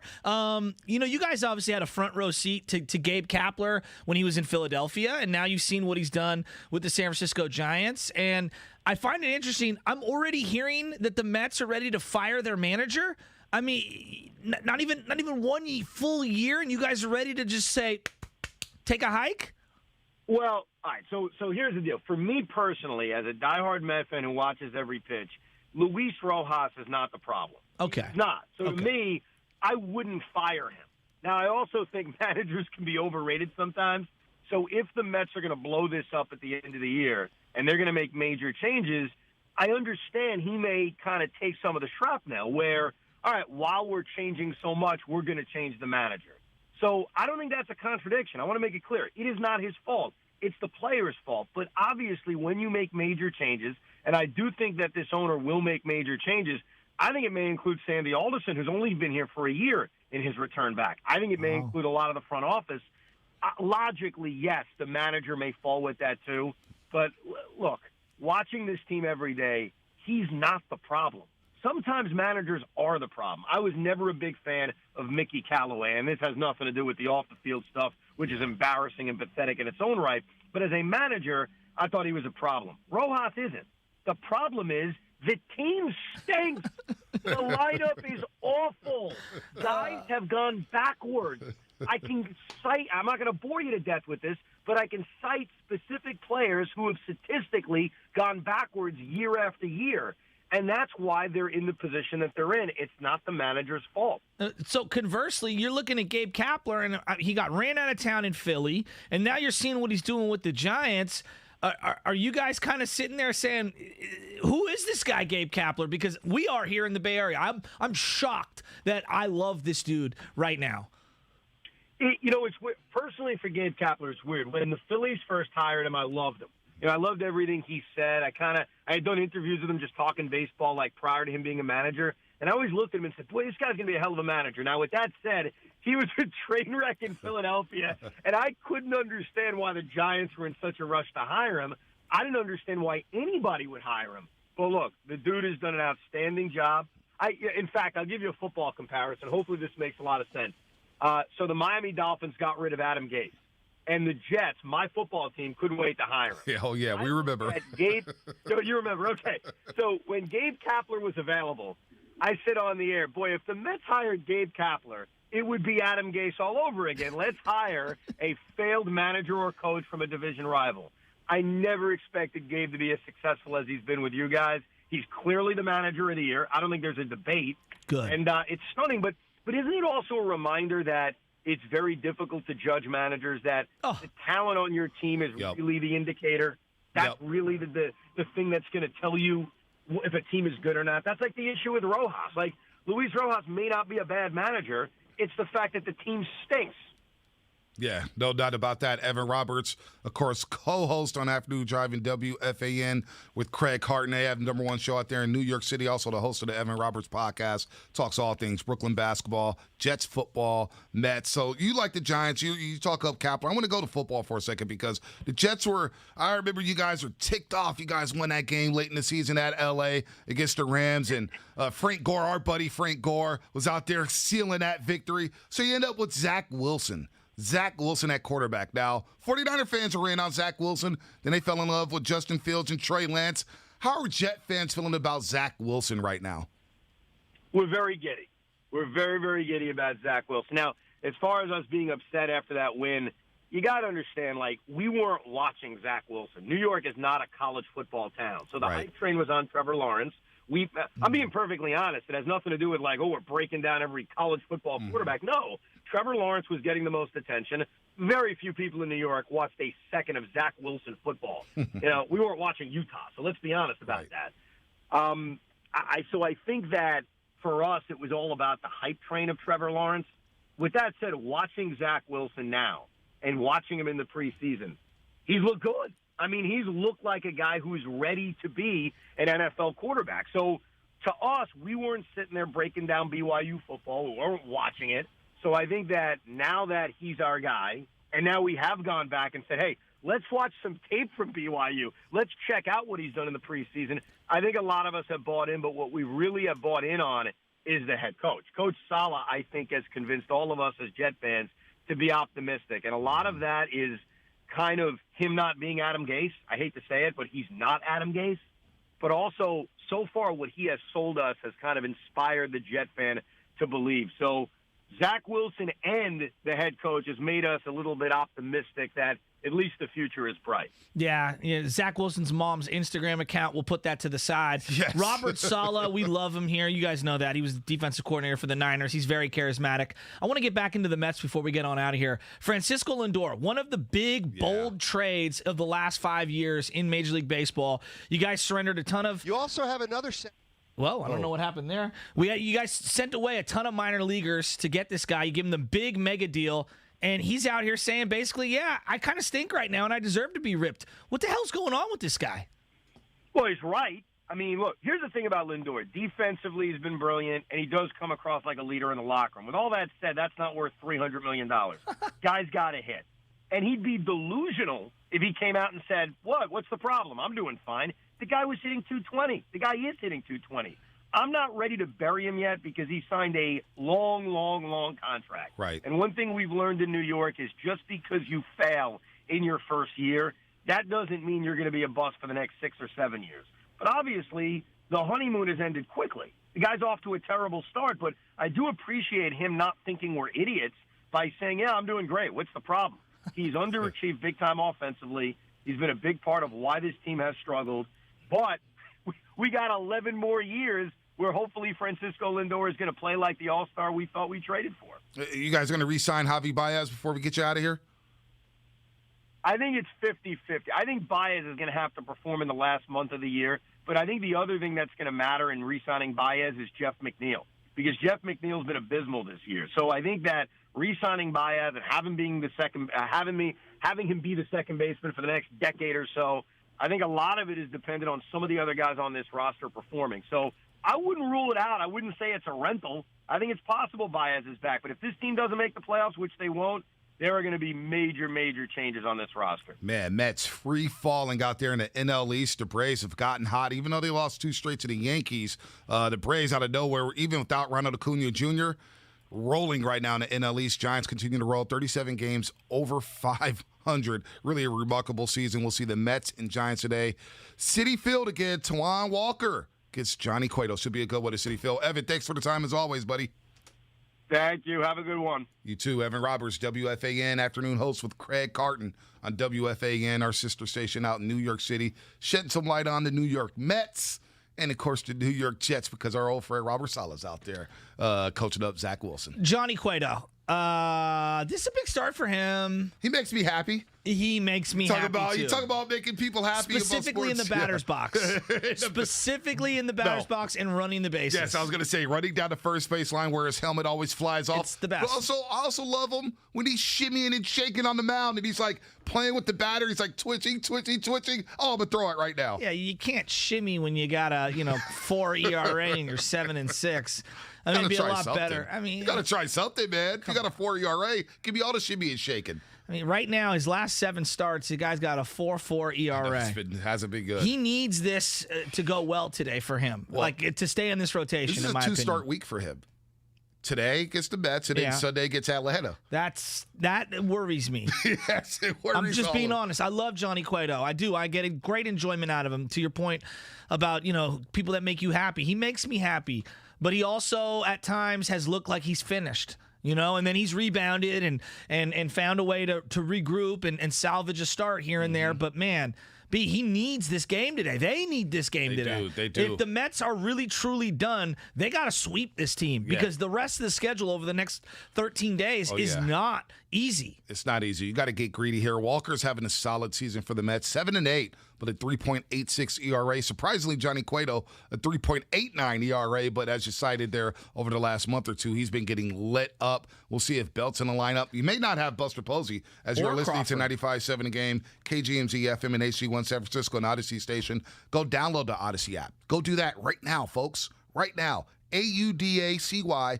Download that bad boy and go replay the Phill Simms interview from 8 a.m. We're going to play some cuts from that interview in a couple seconds here, but Posey, day-to-day with left knee soreness. I know. Crawford, day-to-day with lower back tightness. The OG's getting a little aches and pains at the wrong time, man. Yeah, my computer just completely shut off in front of me. Sorry about that. I thought it's all good. I thought the entire power went out. I thought something happened, man. I was like, was there lightning or something? No, it just shocked me. Crawford injury is something to monitor. Absolutely. Clearly, the guy's having a monster year. And the Posey injury, just please don't be an ACL. Yeah. Please don't be an ACL. I mean, squatting, playing catcher with a bum knee, that's not good. It's not good. I mean, he's been running the bases so well lately, too. It's like, for him, grading on a curve, he's been running the bases very well. So, yeah, they desperately need both of these guys back in the lineup. That's why today is such an important start for Johnny Cueto. you got to go deep. Sammy Long having the game that he had yesterday was big, not just for the team, but for Sammy Long if he wants to stick around. 61 pitches, 61 strikes out of 92, a career high 92 pitches thrown last night for Sammy Long. I thought he dealt pretty well. The curveball. I like the curveball. Looked nice. Looked nice. He was peppering the zone. I thought he had really good command. He was calm throughout. He looked really good, and I thought that the Giants' bats really gave the young man confidence early on in this game. Boom, 1-0 to start. Boom, 3-0 to start. By the way, the Yastrzemski bomb. Oh, my gosh. Hitting the truck. He needed that. He put a dent in that truck. Dude, he hit a bomb. And then Lamont Wade Jr., what more can we say about this guy? I'm running out of adjectives to describe this guy. It's one of the greatest acquisitions out of nowhere that I've ever seen. Pick the sport, at least Chris Bryant. Yeah, everyone knows who Chris Bryant is, or most people know who Chris Bryant is. You make a trade in basketball, usually you know who those guys are, or if they're a bench player, they play limited roles. Lamont Wade, every single day, is coming through with unbelievable moments. He really is. He really is, and he solidified the top of the lineup, batting leadoff. Lamont Wade Jr. having a hell of a season. You talk about Yaz. How about this? Because the Giants hit 4 homers in the first 4 innings last night. And we discussed Brandon Belt and what he went through, his grandmother passing away due to COVID-19 early in the morning. Our condolences go out to the Belt family, but this one blew me away. Because I remember you discussing this, and you were like, I want to win now with the Giants. They've lost 4 straight seasons. They had 4 straight losing seasons. Dating back to 1883. The original year that the New York Gothams became a team. There you go. 1883, dating back to 1883. Giants have never had a stretch of 5 straight losing seasons. They've never had a stretch of 5 straight losing seasons. Let me add something to this. Wasn't I first to that, by the way? You were first to that. You were like, yeah, you were first to that. I'll give you credit. Yeah. Since you like to do that all the time. No, I heard Ray Ratto was on the beat back then.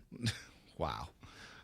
Back in 2000. That was such a dusty, horrible joke. That was. I I just let the mic breathe, I know, man. so Ray's going bad. to kick. I don't think Ray likes you, man. Ray's going to drop kick you one of these days. Look, back in 2000 when the Giants opened up Oracle Park, 16 of the 30 teams in Major League Baseball have endured 5 straight losing seasons. Wait, say that again. Since Oracle Park opened, back in 2000, 16 of the 30 Major League Baseball teams have endured a stretch of 5 straight losing seasons. Wow. And the Giants haven't done it dating back to 1883. Wow. That's incredible. That, honest to God, blows me away. 16 of teams. Is that more a byproduct of everyone trying to tank like the Astros? Or is that just randomness? It's probably both, A little bit of right? everything, right? You probably got some bad Pirate years where they're trying to rebuild. They can't sign free agents. You got the Cleveland team that was bad for a long time. What are they called now? The Cleveland Guardians? They're going to be called the Guardians next season. The Mets have had some bad teams. Rangers have been bad. There's been some bad 16 stuff. of 30 teams Wow, Blue have Jays endured a were stretch of 5 straight losing seasons. And yet the Giants, dating back to 1883, have never had a stretch in franchise history where they had 5 straight losing seasons. That's an incredible number. It shows you how good they've been, even though they didn't win World Series for, obviously almost their entire existence in San Francisco, 54 years until 2010. It just goes to show you how competitive they've been year in, year out. Right. Well, here's a stat for this year that I think I found very interesting. Your buddy, Kerry Crowley, who dunked on you, who does the beat for the San Francisco Giants, 29 National Leaguers in baseball right now. 29 guys have 200 plate appearances I saw this. and a 500 slugging percentage or better. Of those 29 guys, the Giants have 5 of them. That's incredible. 5 of them. I did not think this was going to be Murderer's Row this year, but boy, it does feel like that, doesn't it? I mean, it does. It does. They lead the league in homers. Or Langford this morning on the pregame show. Giants are leading the league in majors still with 191. And think about the Blue Jays. They're in second place, but they get the DH. Yeah. Giants don't have the DH. Now, the Giants do lead the league in most pinch hit home runs. They've had 14 pinch hit home runs. It's like third all time. Yes, and it tied another team, the 2001 Giants. Exactly. So, you think about wacky stuff. What makes you happy about sports? Well, that makes me happy. Crazy little odd stats like that. By the way, 650, we do like to touch on everything when it comes to sports. The Orioles on a 19-game losing streak. The Orioles, while the Yankees have won 11 straight.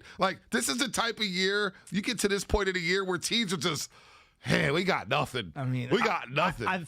I feel like the Orioles have had multiple 5-year losing streaks of being under 500, right? Like, doesn't it feel like that? Yeah, I mean, they had a good stretch with Machado and Adam Jones and that Zach was Britton like as a closer. Blip on the radar, Yeah, though. I mean, when you look at Chris Davis? Chris Davis, dude, he just retired. Good. That? After he's talking smack about Bonds forever. Well, Shut the hell up, dude. Well, not only Chris that, Davis. then he couldn't even hit a homer. They would take shots whenever he got a hit. Then he go through his hitless streak where bars in Baltimore would take shots whenever he got a hit. And bartenders are like, well, nobody's getting drunk at this bar because this guy can't hit. Like, no joke. I'm not even trying to be funny. The Orioles had 3 playoff appearances last decade. Other than that, they've been, boy, look at the 63 wins, 67 wins, 71 wins, 78 wins, 74, 70, 69, 68, 64, 66, 69. This is a proud organization. Yeah. Damn. Some bad years in Baltimore. I mean, but there are kids that only know the Orioles as being awful.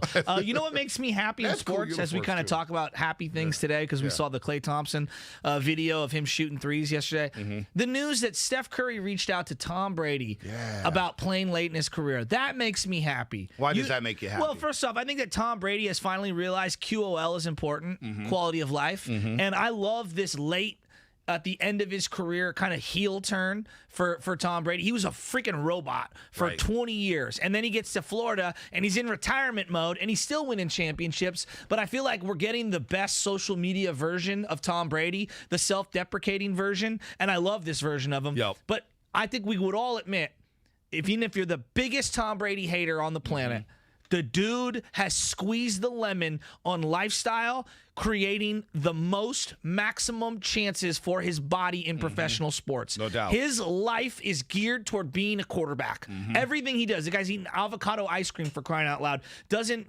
take anything for granted. When I hear that Steph Curry reached out to Tom Brady, that can only be a good thing. Yeah, it means Curry wants to play more than just the 4 years left on that contract or the 5 years left on that contract. And when we saw at the championship parade with that video that went viral of Tom Brady stumbling, back into the thing, it's like, no, that's just what happened. Like, no, he's not too drunk. It's not like he can't handle whatever. It's just that he's been eating so healthy and been so healthy for however many months. You're bound to end up like that if you have a couple pops on the, on the ocean, on the bay. He wasn't having a couple pops. He was going straight, most expensive tequila available. Probably like, what, $1,000 a shot? Top shelf Bud Light. As Top shelf Bud Light. By the way, somebody hit me up and was like, Curly is just so damn white when he's going top shelf Bud Light.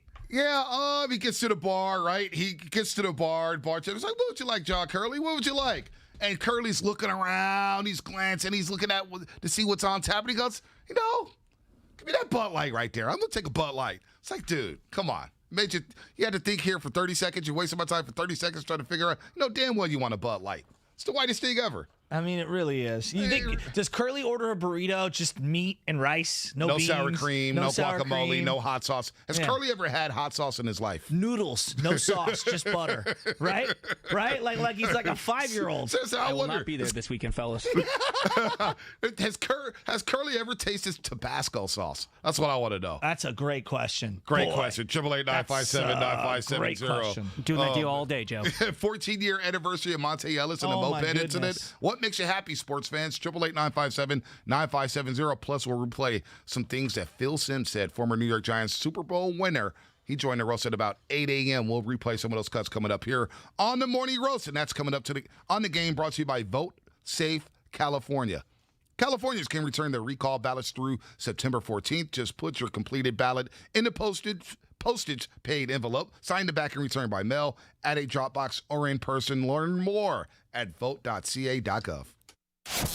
Hang out with Steiny, Guru, and Dibs. Weekdays from 10 to 2. Hurricane Henri. Yeah, it's not Henry, it's Henri.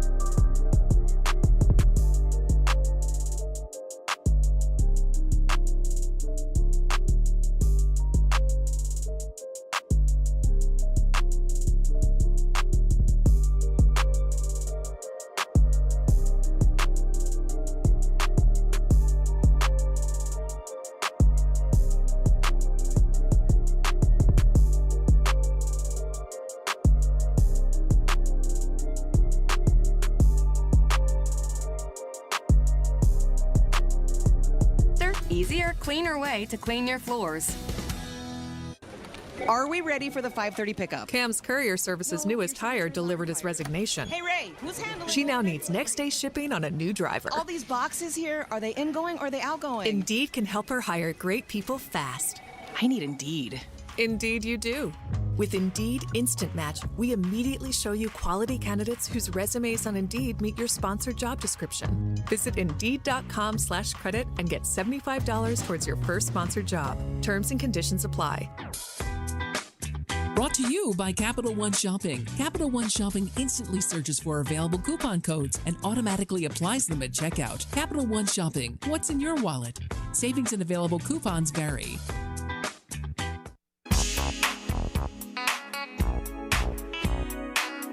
Now, back to the Morning Roast, presented by Timeless Coffee with Bonte and Shasky. Stretch time, championship rounds, whatever you want to call it here. Last segment on the Morning Roast. As we talked a lot of football, talked some Giants. Condolences to Brandon Belt. He had 2 bombs yesterday on the day his grandmother passed away due to COVID-19. Hopefully Brandon Belt is in good spirits, man. He'll probably be away from the team at some point on this road trip.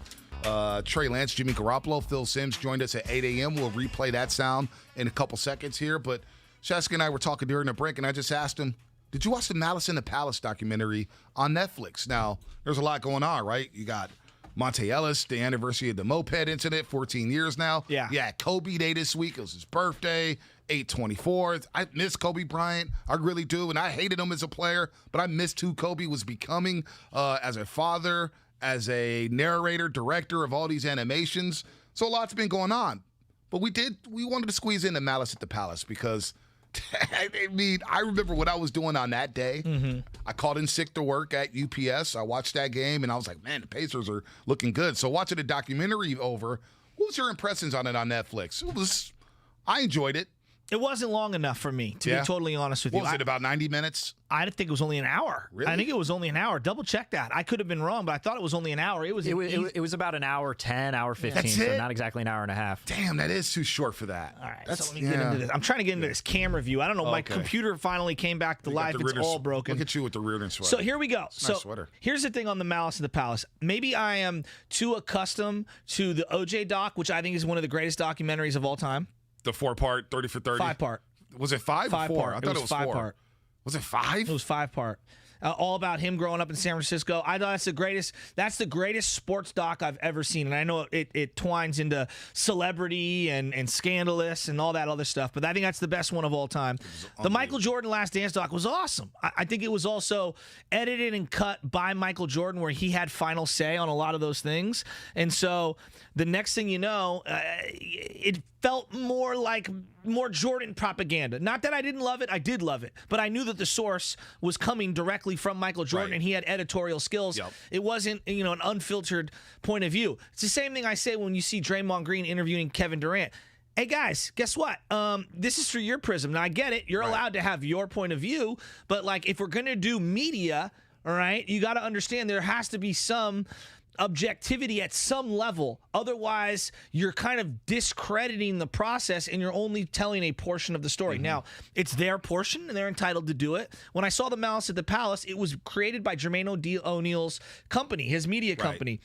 In my opinion, I thought it was a disservice to speed through it in just an hour. Yeah. It should have been 3 or 4 hours broken down into 1-hour parts because you need to go through the temperature of the fans and how they look at some of the players and the disdain and the racial inequalities and the racial hatred that you have among some of the patrons, literally hating some of the athletes. You needed to dig more deep into the Ben Wallace brother death situation. Yeah, Steven Jackson's brother, who was gunned down 2 years prior to that. Right. Also, the Jamal Tinsley, where he said, hey, Ron Artest, now's the time to get your foul. I want a little more backstory on that. I want to hear from Ron Artest. They just glossed through it. Right. Ron Artest, did that really happen?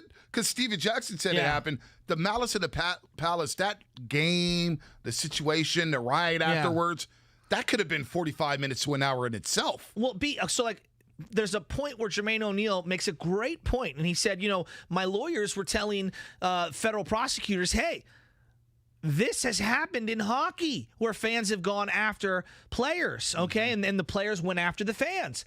Show me the footage. It literally, you could Google it right now and find it on YouTube. Why did they not showcase that footage? Because to me, that's precedent, right? You're seeing it in other sports and how we reacted. And then I wanted more of a deep dive into the relationship between David Stern and the players, because you heard David Stern come out with the punishment. By the way, I almost died there. Right. David Stern coming out with the punishment. He's like, "Oh yeah, I'm the one. I'm judge, jury, executioner." And he came out there, no appeals, no nothing, and I was just like, "All right, man, this is a little harsh." It literally tore apart the Indiana Pacers season. Tore apart. Now, do you want guys that go into the bleachers and fighting fans? No, but you got to hold some fans accountable. Oh my God, you got to hold them accountable. They're throwing beer. And by the way, I thought Ben Wallace, to this day, and I thought it when it happened. He started it. I thought it a week later. I think it now in 2021. He got the biggest pass, no question, ever for that. No because question. He got fouled, and Artest was like, "Hey, I'm setting the tone here. No easy buckets." Now Jack was like, "Look, I'm gonna let him go for the layup. We're up big." But Ben Wallace started throwing his headband. He starts throwing wristbands, and he's trying to get at Ron Artest. And Ron Artest is doing what he did in his therapy sessions. I'm gonna just lay down and relax. Don't you think that our understanding as a society on mental illness is changed so dramatically? The way we laughed at Ron Artest and filed him under crazy person, we would not be discussing Ron Artest the same way that we discuss him today. Nope. I felt so bad for Ron Artest watching that entire doc when he was saying, I was a coward. I was afraid to confront those guys. He wins the championship, supposed to be the pinnacle of his athletic achievements with Kobe Bryant, and Kobe's hugging him, and he's sitting there on the stands with the local LA media, and he goes, I was too much of a coward to even look at Jermaine O'Neal and Steven Jackson. It's like, wow, that hit me in the soul. soul. Yeah. That hit me in the soul. I felt so bad for Ron Artest. Yeah, there's no doubt. By the way, Billy Corbin, 650, is the best documentary filmmaker out there. Did Cocaine Cowboys, to you, Broke. Sal, and what was the other brother? Sal, or was his brother? Maybe it was Broken his friend. Screwball. No, Sal and Willie? Was it Sal and Willie, the new Cocaine Cowboys that's on Netflix? Falcone. It's a new one, huh? Willie Falcone. Willie Falcone. It's a new one. I got to catch up You on haven't it. seen it? I've been waiting for it. I'm Sal, you're Willie. Yeah, well, we'll see after I'll make that distinction after I watch it. The last hour of the show from the 510 should be called The Last Cup. The Last Cup. Oh, I kind of like that. I'm not mad at that. I like that. Not mad at that at all. I got my cup. Yeah, no, that Malice in the Palace doc is one that I probably won't go back and watch. Like, a good doc has to make me want to go back and watch. What's the doc that you need to see then? Like, what's the sports doc right now that moving forward? Let's say, forget the whole country. Right. I'm giving you San Francisco, Oakland, San Jose. I'm giving you Bay Area autonomy to choose one story to tell from a documentary perspective, and you can have all of the footage. There's 3 right off the bat. Give it to me. There's 3. The Montana Steve Young quarterback controversy, what went on with the Joe Montana trade. Okay. How hard that was for Eddie DeBartolo. I want to hear for common policy. That's 1. Harbaugh, Jet York, Trent Baalke. Wow. And those 49ers, that's 2. You have this in your holster. Because you know what? When they make these 30 for 30s, I want to be one of the guys interviewed. Vontae Hill, 95-7 a game. I'm dying to get interviewed for 30 for 30. And the last one, what in the hell happened with Kevin Durant to go to State Warriors? That 5-year run. Before KD, losing the finals in 2016, Draymond getting suspended, signing KD, and then the aftermath of what happened there in Toronto when he snapped his Achilles in game number 5 against the Raptors. Those 3 docs, I got to have. So, okay, those are great, and there's a lot of conflict there. I think that we need a Ricky Henderson doc. No, because I don't think that we know enough about Ricky Henderson. I think that Ricky is a character all to himself, very much like Bo Jackson. And that 30 for 30, didn't everybody walk away loving Bo Jackson more? Oh my gosh, the legendary stories. Right. The Yankee scout watched 3 swings and said, I've seen enough. Yeah, exactly. That was like you and me at Trey Lance's training camp day. Let's go home. But, like, we don't know. We do not know enough about how great Ricky Henderson was. And just everything involved in Ricky Henderson's life. Talking in third person. Everything. How many stories in third person? Will it say, hey, Ricky got to go? Right. Ricky got to go. Like, what? Him having the $1 million check from the Steinbrenners. They go to clear money the following year, and they're like, wait a minute, there's $1 million outstanding because Ricky will not cash it because it's literally framed and sitting in one of his offices. Oh, gosh. I need a Ricky Henderson doc, okay? Wow. That's number 1. Hawaiian Breakfast on Twitch brought to you by Xfinity. Yeah. Before the knee, the Cap story. Whoa, that's a good one. I was going to go last season of Bill Walsh, 1988. I like that. So I want everything that leads into the final season, how he's been fired. You go back in time and go through all of that. I would like to see some Bill Walsh stuff, especially when a lot of the guys like Lowell Cone and Ira Miller and Glenn Dickey are still alive. Yeah, Let's get these guys that were in the locker room every single day to talk about this. I mean, George Seifert's 90 years old. I know. Are we ever going to get this information out of these guys? These guys are savants. Eddie DeBartolo is getting up there in age. Give me a doc on the final year of Bill Walsh. No, I think that would be the story that I would want to know. You don't just retire after winning it all. We talk about John Elway. He won it all and he retired. Bill Walsh did it in his prime. That scene when he's crying in the locker room in Miami as they're celebrating that Super Bowl, I was like, man, that was heavy. Right? When he knew that was it. And the stress of working for Eddie DeBartolo at Carbon Policy and trying to win that other championship. A lot of good suggestions here on the text line today. 415, a Balco scandal documentary would be good. No doubt about it. Another one here, 408, the We Believe season. We got one coming. It's coming. Baron Davis Company got that one coming. On that same kind of note, I think that there's a guy that I'm thinking of specifically who I think would be the rise and fall of an icon. The Tim Lincecum story. Wow. And I think it would be probably the most compelling. Like, Balco is very compelling. Yeah. We kind of know a lot of We kind of know. I mean, I do. At least I know a lot of that stuff. Yeah. I want Lincecum because he's so guarded in his personal life. The way he left the game and hasn't been in the light of the media at any time. His father, his relationship, his quirkiness. Let Timmy smoke. Like, there's something there for me. Solomon Torres. Maybe you do a short with Solomon Torres because we were discussing this a couple weeks ago. 3 for 3? A 3 for 3. You know what I'm saying? Just a quick little ESPN short, E60 maybe, on Solomon Torres on how we bounced back from 1993 with the Giants, giving up those runs against the Dodgers in the last game 162. He had the 3 losses in like the last 17 games. If you look back at the game logs from that 93 team, So how did you bounce back? And then maybe have Dusty Baker in there or have Brian Hickerson. I love that name. Yeah, Brian Hickerson was great. So, and the other one, you were talking about Jed and Balky and Harbaugh, which I agree. But I would thread it a little differently because no one's going to want to have just that, right? Right.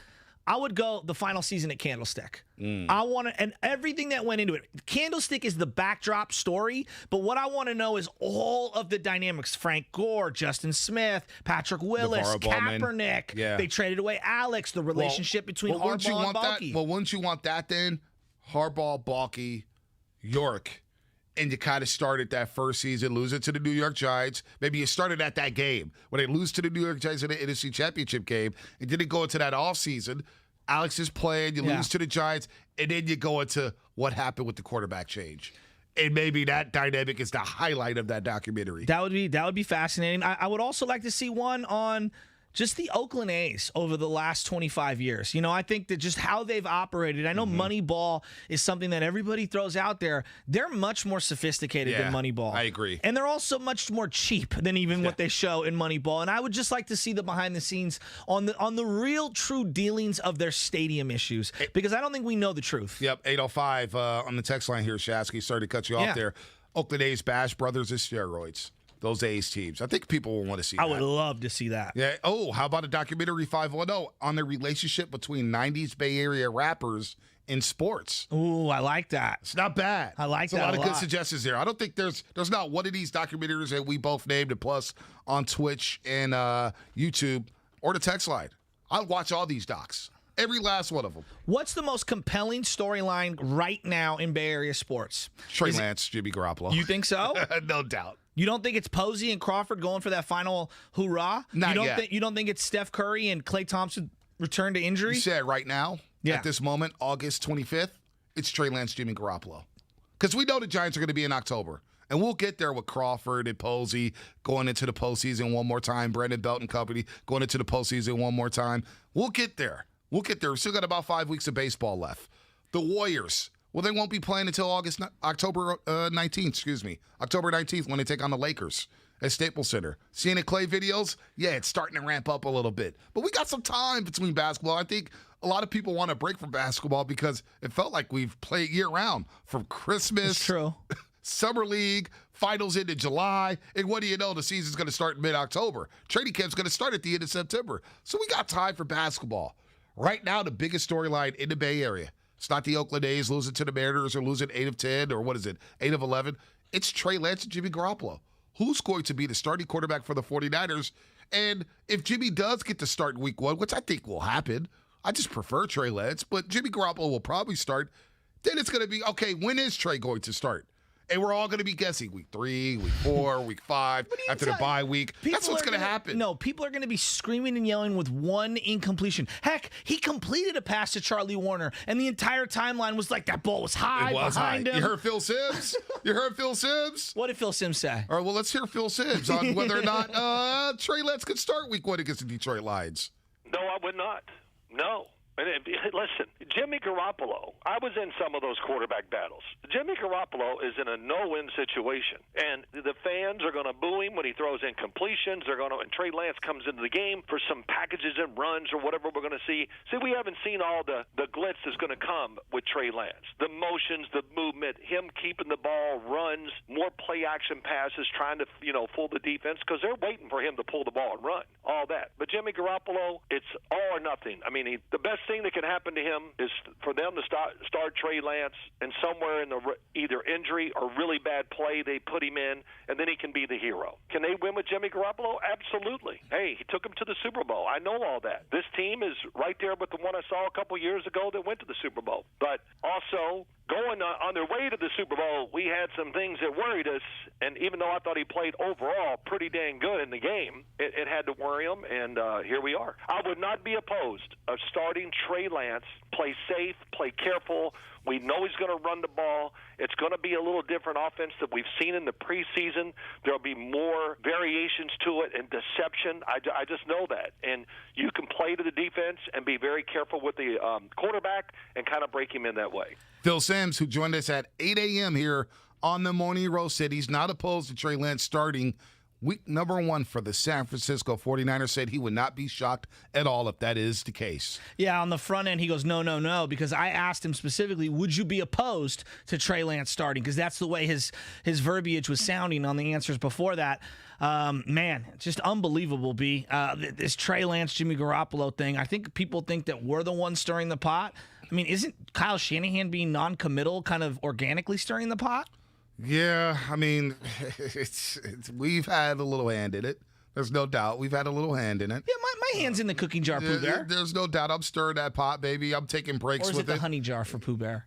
I think honey jar. Honey jar. Honey jar. 888-957-9570. What do you think about that cut from Phill Simms? What do you think about that cut? And what makes you happy? What makes you happy? Well, you know what makes me happy is Trevor Lawrence is starting. Actually, that doesn't make me happy. I feel sad for him.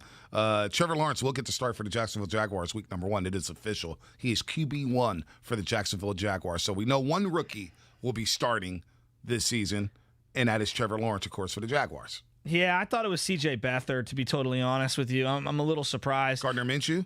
He stinks. Let me give you... You don't like Minshew? Minshew? Yeah, you like Minshew? Minch out, not Minch in. Minshew's not bad. No, he stinks. All right, let me give you something from Jeff Howe. I'm not even sure how you pronounce it, but here we go. Oh, I know where you're going. Mac Jones just threw back-to-back touchdowns and is 21 of 23 in practice against the Giants and their starting defense. He has completed 14 consecutive passes. All right. Since we're talking about practice, and look, you went crazy when I brought up Mac Jones. I mean, those draft shows were incredible. What Niner fans out there right now? Is there a Niner fan out there right now that is saying, see, I told you we should have drafted Mac Jones? Is there a Niner fan out there saying that? Is a Niner fan out there saying, quote unquote, we should have drafted Mac Jones over Trey Lance? Trey Lance is not ready. Is there any regrets about who? Because we've heard about Garoppolo starting and Trey Lance, he's not ready to start. But is there anybody out there who believes, we drafted the wrong quarterback? Should have been Mac Jones. Didn't we all know on the front end Mac was going to come in and probably be better quicker than Trey Lance? It wasn't about being better quicker. It was about who's better long term, who can do more things long term. Like Mac Jones too much resembled Jimmy Garoppolo. Yeah, he throws a prettier deep ball, but physically he's not 6'3". He was listed at 6'3". He's not 6'3". He stands next to a guy who is 6'3" in that quarterback room, and he looks way smaller than that guy because there was no true combine this year. They didn't get his official height. And we all knew that he was going to come in and be more entry-level ready, but it wasn't about entry-level ready. It was about being next level, being able to unlock options in this offense that Jimmy Garoppolo just can't do. To me, drafting Mac Jones would have just been a redundancy with Jimmy Garoppolo. And if you're unsatisfied with Jimmy Garoppolo's quote-unquote skill set, okay, so Mac Jones throws a slightly prettier ball. And he's, very good on the anticipation and throwing underneath. Is he going to be able to escape the pocket the way that they need to? Or is he going to be able to do the stretch boot action the way Kyle Shanahan wants to? I disagree. I don't know. Mac Jones looking good in practice as we're talking practice. Are you frustrated? Frustrated about what, Mac Jones? Them not selecting Mac Jones. No, not at all. Not at all. I wanted Trey Lance the entire time. But if they did select Mac Jones, I understood it, like Phill Simms said. Understood. Mac Jones throws a great deep ball. I told you this all offseason. I will give you that. Throws a great deep ball. Like what he did at Alabama, the first game I saw him play, replacing Tua Tagovailoa, was against Auburn. They threw a couple boneheaded pick sixes at the end zone, in the red zone, whatever. He goes in the bowl game against Michigan, first play down the field, Jerry Jeudy. Perfect spire. I said, oh, my gosh. I said, wow. Like Adrian Peterson? Like Adrian Peterson. I said, oh, my God. Look at that ball. Like, oh, my God. And then you see him throughout the season against the SEC throwing that deep ball. I'm saying, oh, my gosh, Mac Jones could really sling that pill. Mac Jones is going to be all right. Like, I got it. Everybody went crazy here because he's Mac Jones and they remind him so much of Jimmy Garoppolo. But he stretches the field. He's a smart quarterback. I'll give Mac Jones that. He's a smart quarterback. Will I have regrets? Absolutely not. I wanted to see Trey drafted. Yeah. I did. But Mac Jones, a lot of people laughed at him. I told you guys, don't laugh at Mac Jones. He's not that bad. Yeah, but you're not going to take him number 3 overall after you traded what you did. Like, to me, that's that's not a guy that you take right there. Like, that's just my particular perspective. Had New England not taken him, where would he have been taken in that draft? I don't know.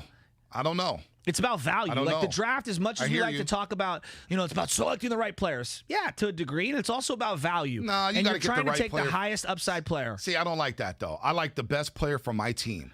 Best available for my team. Forget all the value stuff. If you fit my team and you're what I'm looking for, I'm drafting you. I don't care about the number. If you fall down to my slot, and I don't care, oh, man, you could trade down, you could do this, you could do that. We don't know what's happening in these war rooms. I'm going to take that player every single time. Yeah, but they used that same logic when trading away Trent Brown and bringing in Mike McGlinchey, and that hasn't worked out. They did the exact same thing when they traded away Buckner and brought in Kinlaw. That was a bad We'll trade. see Those are with both bad Kinlaw. trades. Like I'm all about the high. That was value guys. trades, right? Those are value trades. I did not agree with those Who trades. else was taking Kinlaw? Like I would have kept Buckner. Yeah, I would have. Like that's where I'm I with was you at. there. I'm with you there. All right, let's go to Benji in Gilroy. Oh. Benji, what's happening, man? You're on the roast. Man, I wish we would have drafted Mac Jones. Really? For the simple fact that when you get a running quarterback, they always look at one option, and if the option ain't there, they're going to take off running. With Mac Jones and a quarterback like Jimmy, they should be able to absorb the defense, and if the defense ain't giving them what they like, then they're going to go with the second option with the running quarterback like Trey Lance. You're going to take off running right away. And that ain't always good in the NFL. Can you name one young, pure pocket quarterback who's thriving right now? That's what? Can you name one pure pocket young quarterback who's thriving right now? Not really. I mean, that's where the league's trending. I would argue, if I was going to make that argument, Baker Mayfield would be the guy that would be top of that list. And doesn't it feel like Baker Mayfield's been lapped by the whole league? Yeah, but Baker for the young guys. For the young guys, but you know what? Baker was pretty damn good last year without Odell Beckham. Yeah, but aren't Jr. you still like, I don't know if I want to give him the fifth-year option? We'll see. Yeah, it's just a big year for Baker. That's what I'm saying. It's a big year for Baker. But I'm saying. If I'm Cleveland, can you really have quarterback turnover again? No. You got to stick with somebody at some point. Good call, Benji. Call back, man. That was a good take. Yeah, interesting. I respect the take. Let's go to Matador Mike. Matador Mike down in Texas. What's happening, man? You're on the roast. What'd it do? Hey, what's up, fellas? Man, thanks for having me. But you killed me with the Mac Jones. Like, I mean, I got a lot of respect for Mac Jones, but we all knew he was NFL ready. But this is the peak you're going to see of him. He's not going to do any better and any worse than what he is right now. We see in the preseason. He can execute offense. He's in a very good system that fits him very well. But Trey Lance, we haven't even seen the playbook for him, and we knew he was going to have ups and downs, be pretty raw. But as soon as we see that playbook, he's not going to be in the same conversation as Mac Jones is going to be. He's going to be a tier 2 above Mac Jones. There's just no way. I just don't see that happening. I'm with you. I think in the long run, Trey's going to win out, but that's me being a homer, and I admit that on the front end. B, it is going to be fun to monitor all 5 of these quarterbacks. Mm-hmm. Like, this is going to have a lot of 1983 feels to it. Oh, big time. Big time. Right? Big time. We're going to talk about Zach Wilson, Trevor. They're all together, man. They're all intertwined together, man. Justin Fields. If I took Trey Lance out of it, who are you rooting for the most of the other 4? Ooh. Because I know who it is for me. Honestly, this is going to shock you. McCorkle. Mac Jones. I'm going to root for Mac Jones because of the way he was disrespected during the draft process. Like, black quarterbacks get disrespected. I didn't like what happened to Justin Fields where people were coming out with reports, oh, he's the last one to practice and the first one to leave. I didn't like all that. You're trying to smear this young man's name. The guy plays hard. The guy loves football. All right? We watched all this stuff from high school, quarterback camps. Justin Fields, he's second on that list. But you know what? I'm going to root for Mac Jones because of the way he was just disrespected. Oh, he played with great players. So did Trevor Lawrence. So did Joe Burrow. So did Justin Herbert. So did all these other guys. Like, so what? He played with great players. Trey Lance played with the greatest players in North Dakota State in the FCS. Mac Jones made throws, man. Mac Jones made plays. Yeah, for me, it's not even close. I'm rooting for Justin Fields for a variety of reasons. I like the kid. I like the player. He was fighting to play football last year because he loves it so much. I can't believe how he dropped in the draft, even just at 10-11. Like, that to me was just shocking. And then I want to see the Bears have a good quarterback because I think it's better for the NFL if the Bears are good and it's not just that boring defense. Right. Like, I love great defense. You know I do. Move the rock on a little. Dude. And I have a lot of Bears friends, Covey being one of them. Kolsky. And I was so in Kolsky, and I said to them in Kozumor, hey, I'm happy for you guys that you got Justin Fields, and I hope it works out. I'm sick of hearing about Bears fans and not having a quarterback. They haven't had one since Jim McMahon. But wouldn't it be great in the NFC for the next 10 years? No doubt. It'd be Fields and Trey Lance. It'd be great. Come on. It'd be great. It'd be awesome. Let's go to, let's take a couple more calls before the showdown. I'm not sure who we're going to have on the showdown today, but Austin and San Jose, then we'll get to Nate before we get to the showdown. What's up, Austin? You're on 95.7. Hey, guys. Hey, fellas. Enjoy the conversation. Listen, Joe, I got to poke a little fun at you, man. I remember you going after Mac Jones pretty hard. And saying he sucked and everything else. And the reality is that the dude's been good. Man, he had a great college career. Is worthy of respect. And Lance, Lance is going to do Lance's thing, but I think Mac Jones is going to be good too. In fact, I'm a Washington football team fan, and I was hoping he was going to drop a little further so we could have drafted him because he was actually, I saw him play a lot in college. I watched a lot of games, and to me, he stood out on film in college. So I think he's going to be good. I'm not saying Lance won't, but I think they should be comparable, not viewed as one's going to be better than the other. Okay? No doubt. That's all I got, guys. Good call. Awesome. Very good call there. Let's go to Nate real quick before we get to Dan Dibley. Dan Dibley standing by for the showdown. Nate, what's up? What's going on? You're on a 95.7 game. Hey, so if I'm the Niners front office, I feel like Mac Jones seems like a great choice because you got a Super Bowl ready roster, you feel, at least Shanahan feels that way. So why not plug in the most pro-ready guy right away? You know, if you feel like he gives you more of an edge than Jimmy G would. Because it's not about year 1 and year 2. It's about the 10 to 15 years. You're trying to make the best pick overall. You can't just have the short term. You got to have the long term view on it as well. That's why. Would you want one Super Bowl, or would you want, or are you thinking about success down the line? Well, let me ask you. That's a great question. I'm taking the Super Bowl, Nate. Yeah, you are. I'm not. Like right now, are you going to snatch the hope from Charger fans on Herbert? Like they got the next 15 years of hope. Now, they may not get a Super Bowl. They might not. But they got 15 years of hope. And also, I just wanted to say, when you were talking about young quarterbacks that are mobile, he's not one of them, or at least he's not extremely mobile. And he's been very successful in his rookie year. Who? Justin Herbert. A couple calls ago, you said that he runs a 4.4. Yeah, he ran a lot at Oregon. Let's get to Dan Dibley. Dan Dibley's been holding on tight here as we get to our showdown here on 95.7 The Game. 4.4. Herbert ran a lot. Let's check in with Dan Dibley, who's the second greatest player in Jock Brady history. We won't name who's first. Dan Dibley, good morning. Welcome to the roast. Humble brag ever. It's pathetic, is what it is. It's akin to being the character played by Kevin Costner in Bull Durham. Yeah, you racked up a lot of AAA home runs there, Slugger, but until you step into the bigs, until you get to the show, meat, then we can only see how great you really are. Those victories with 19 points, Dibs, really look impressive, man. You got to start dropping some 30 burgers, man, some 40 burgers. A win's a win. You got to start smoking these guys. You gave Steiny and Guru hope, man. I gave them no hope. I stomped on their throats every single Thursday. Sound ridiculous.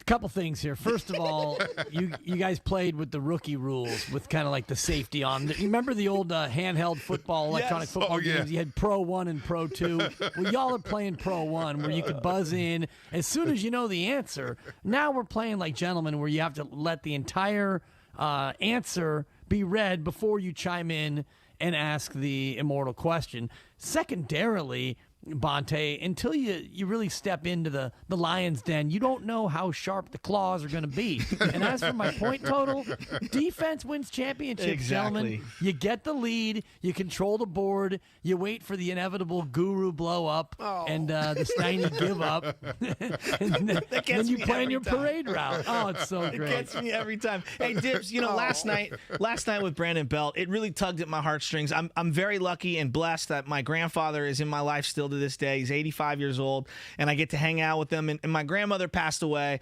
close to 10 years ago, and it's a big void, and she was really in pain at the end. And to hear Brandon Belt kind of come out after that game and talk about losing his grandmother, it really hit me in my soul. Like, it really did, because my grandmother was there at all my games, was like my biggest fan. It was just like cut someone's heart out over competition in sports and stuff, but was like the nicest, sweetest lady. And I just can't imagine what he was going through. And I know you've put some things out on social media about losing some family members and stuff. Did that kind of hit you in the soul too last night?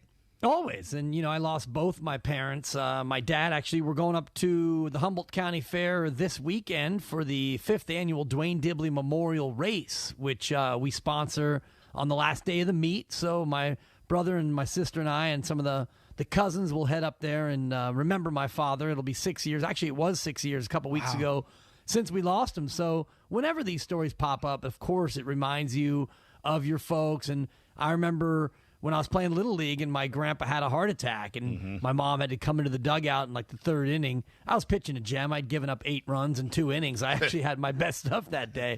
And Did you bet on yourself like you are the Little League World Series? No, but up in 5 minutes, I do have a couple of Little League locks for you. I'm 14-6, guys, with the spread. So, get on board if you're interested in making a little chicken. But I thought the low point of my life was betting on a Little League game when I was running at a kid for not hustling down the first baseline. I said, how can you not beat that out? And I was like, you know what? This is sad. This is sad that I got to resort to betting on Little Leaguers to try to win some chicken. So you don't have to resort to it, but keep your eyes on Gavin Weir, South Dakota tonight. If you haven't seen this kid throw, his last 3 outings, perfect game, no-hitter. So, but he's going up against a tough California team, and we're on California, the money line. But, to your point, Shasky, just, memories of those moments where you lose someone. And today we're actually going to run through some of the greatest inspirational performances. Remember Brett Favre in 99? That's what I thought of immediately. Monday Night Football. Yeah. Of course, Isaiah Thomas more recently after his sister passed. So we're hoping to play some of the highlights of some of these great performances in that same vein as Brandon Belt last night. So we saw some Klay Thompson videos yesterday, and we were like, man, it just makes us feel good to see Klay Thompson. He's one of those guys, like, he pops on your timeline and you just smile. You know what I mean? There's certain people in your life that have that positive kinetic energy, and we're just talking about, like, what in sports makes you feel happy, And I was saying that, like, going to the football game the other day, just driving down there, I got, like, an endorphin high, and then, like, going into it was a preseason game, Dibs, but, like, just being around so many people so excited, waiting to see Trey Lance, a young phenom, throw his first pass. Yeah, I know it was a preseason game, but it was just fun. And like the buildup of a big game to me is something that makes me really, really, really happy. Well, what makes you happy in sports these days? Well, that's a huge one, especially now that Levi's is getting somewhat of a culture. And it takes time for a culture to get established. We remember Pac Bell Park, NE, SBC, and all the rest of the iterations. It took a while for that park to get a soul, Shasky. You guys remember how critical we were of the lifeless fans, everyone on their phone. And, suits. Yeah, even in 2002 when they went to the World Series, they still hadn't established that fan culture. So that's part of it for me. Going to Oracle is one that I miss. Just, getting in the parking lot and hearing the Warriors chants from inside while you're walking up. But goosebumps. Now for me, it's, going to Oracle Park in the city and walking down 3rd Street, with the throngs of people. That's one of the things I love. And even going to Warrior games now, when you get off the light rail. I've taken the light rail down there a couple times, and you step out, and for me, it's almost like being on another planet, remembering what that area was before it so cutely became named Dog Patch. No, Dog Patch. Don't even get me started on that. It was something else patch before. Heroin patch. Don't even get me started. Teddy Bridgewater named the starting quarterback in Denver for the Broncos. Some people care. You got to let them know the news. Tibbs, what you got coming up here? We're going to talk about big practices down in Santa Clara. 3 big ones heading up to a game where you're going to actually see Kittle and Warner. And how does Nick Bosa look today, guys? We're touching it all 10-2. Can't wait. Steiny Guru Dibs coming up. That's it for us. Thank you so much, Dan Dibley. Lane for good job. Curly, not bad today.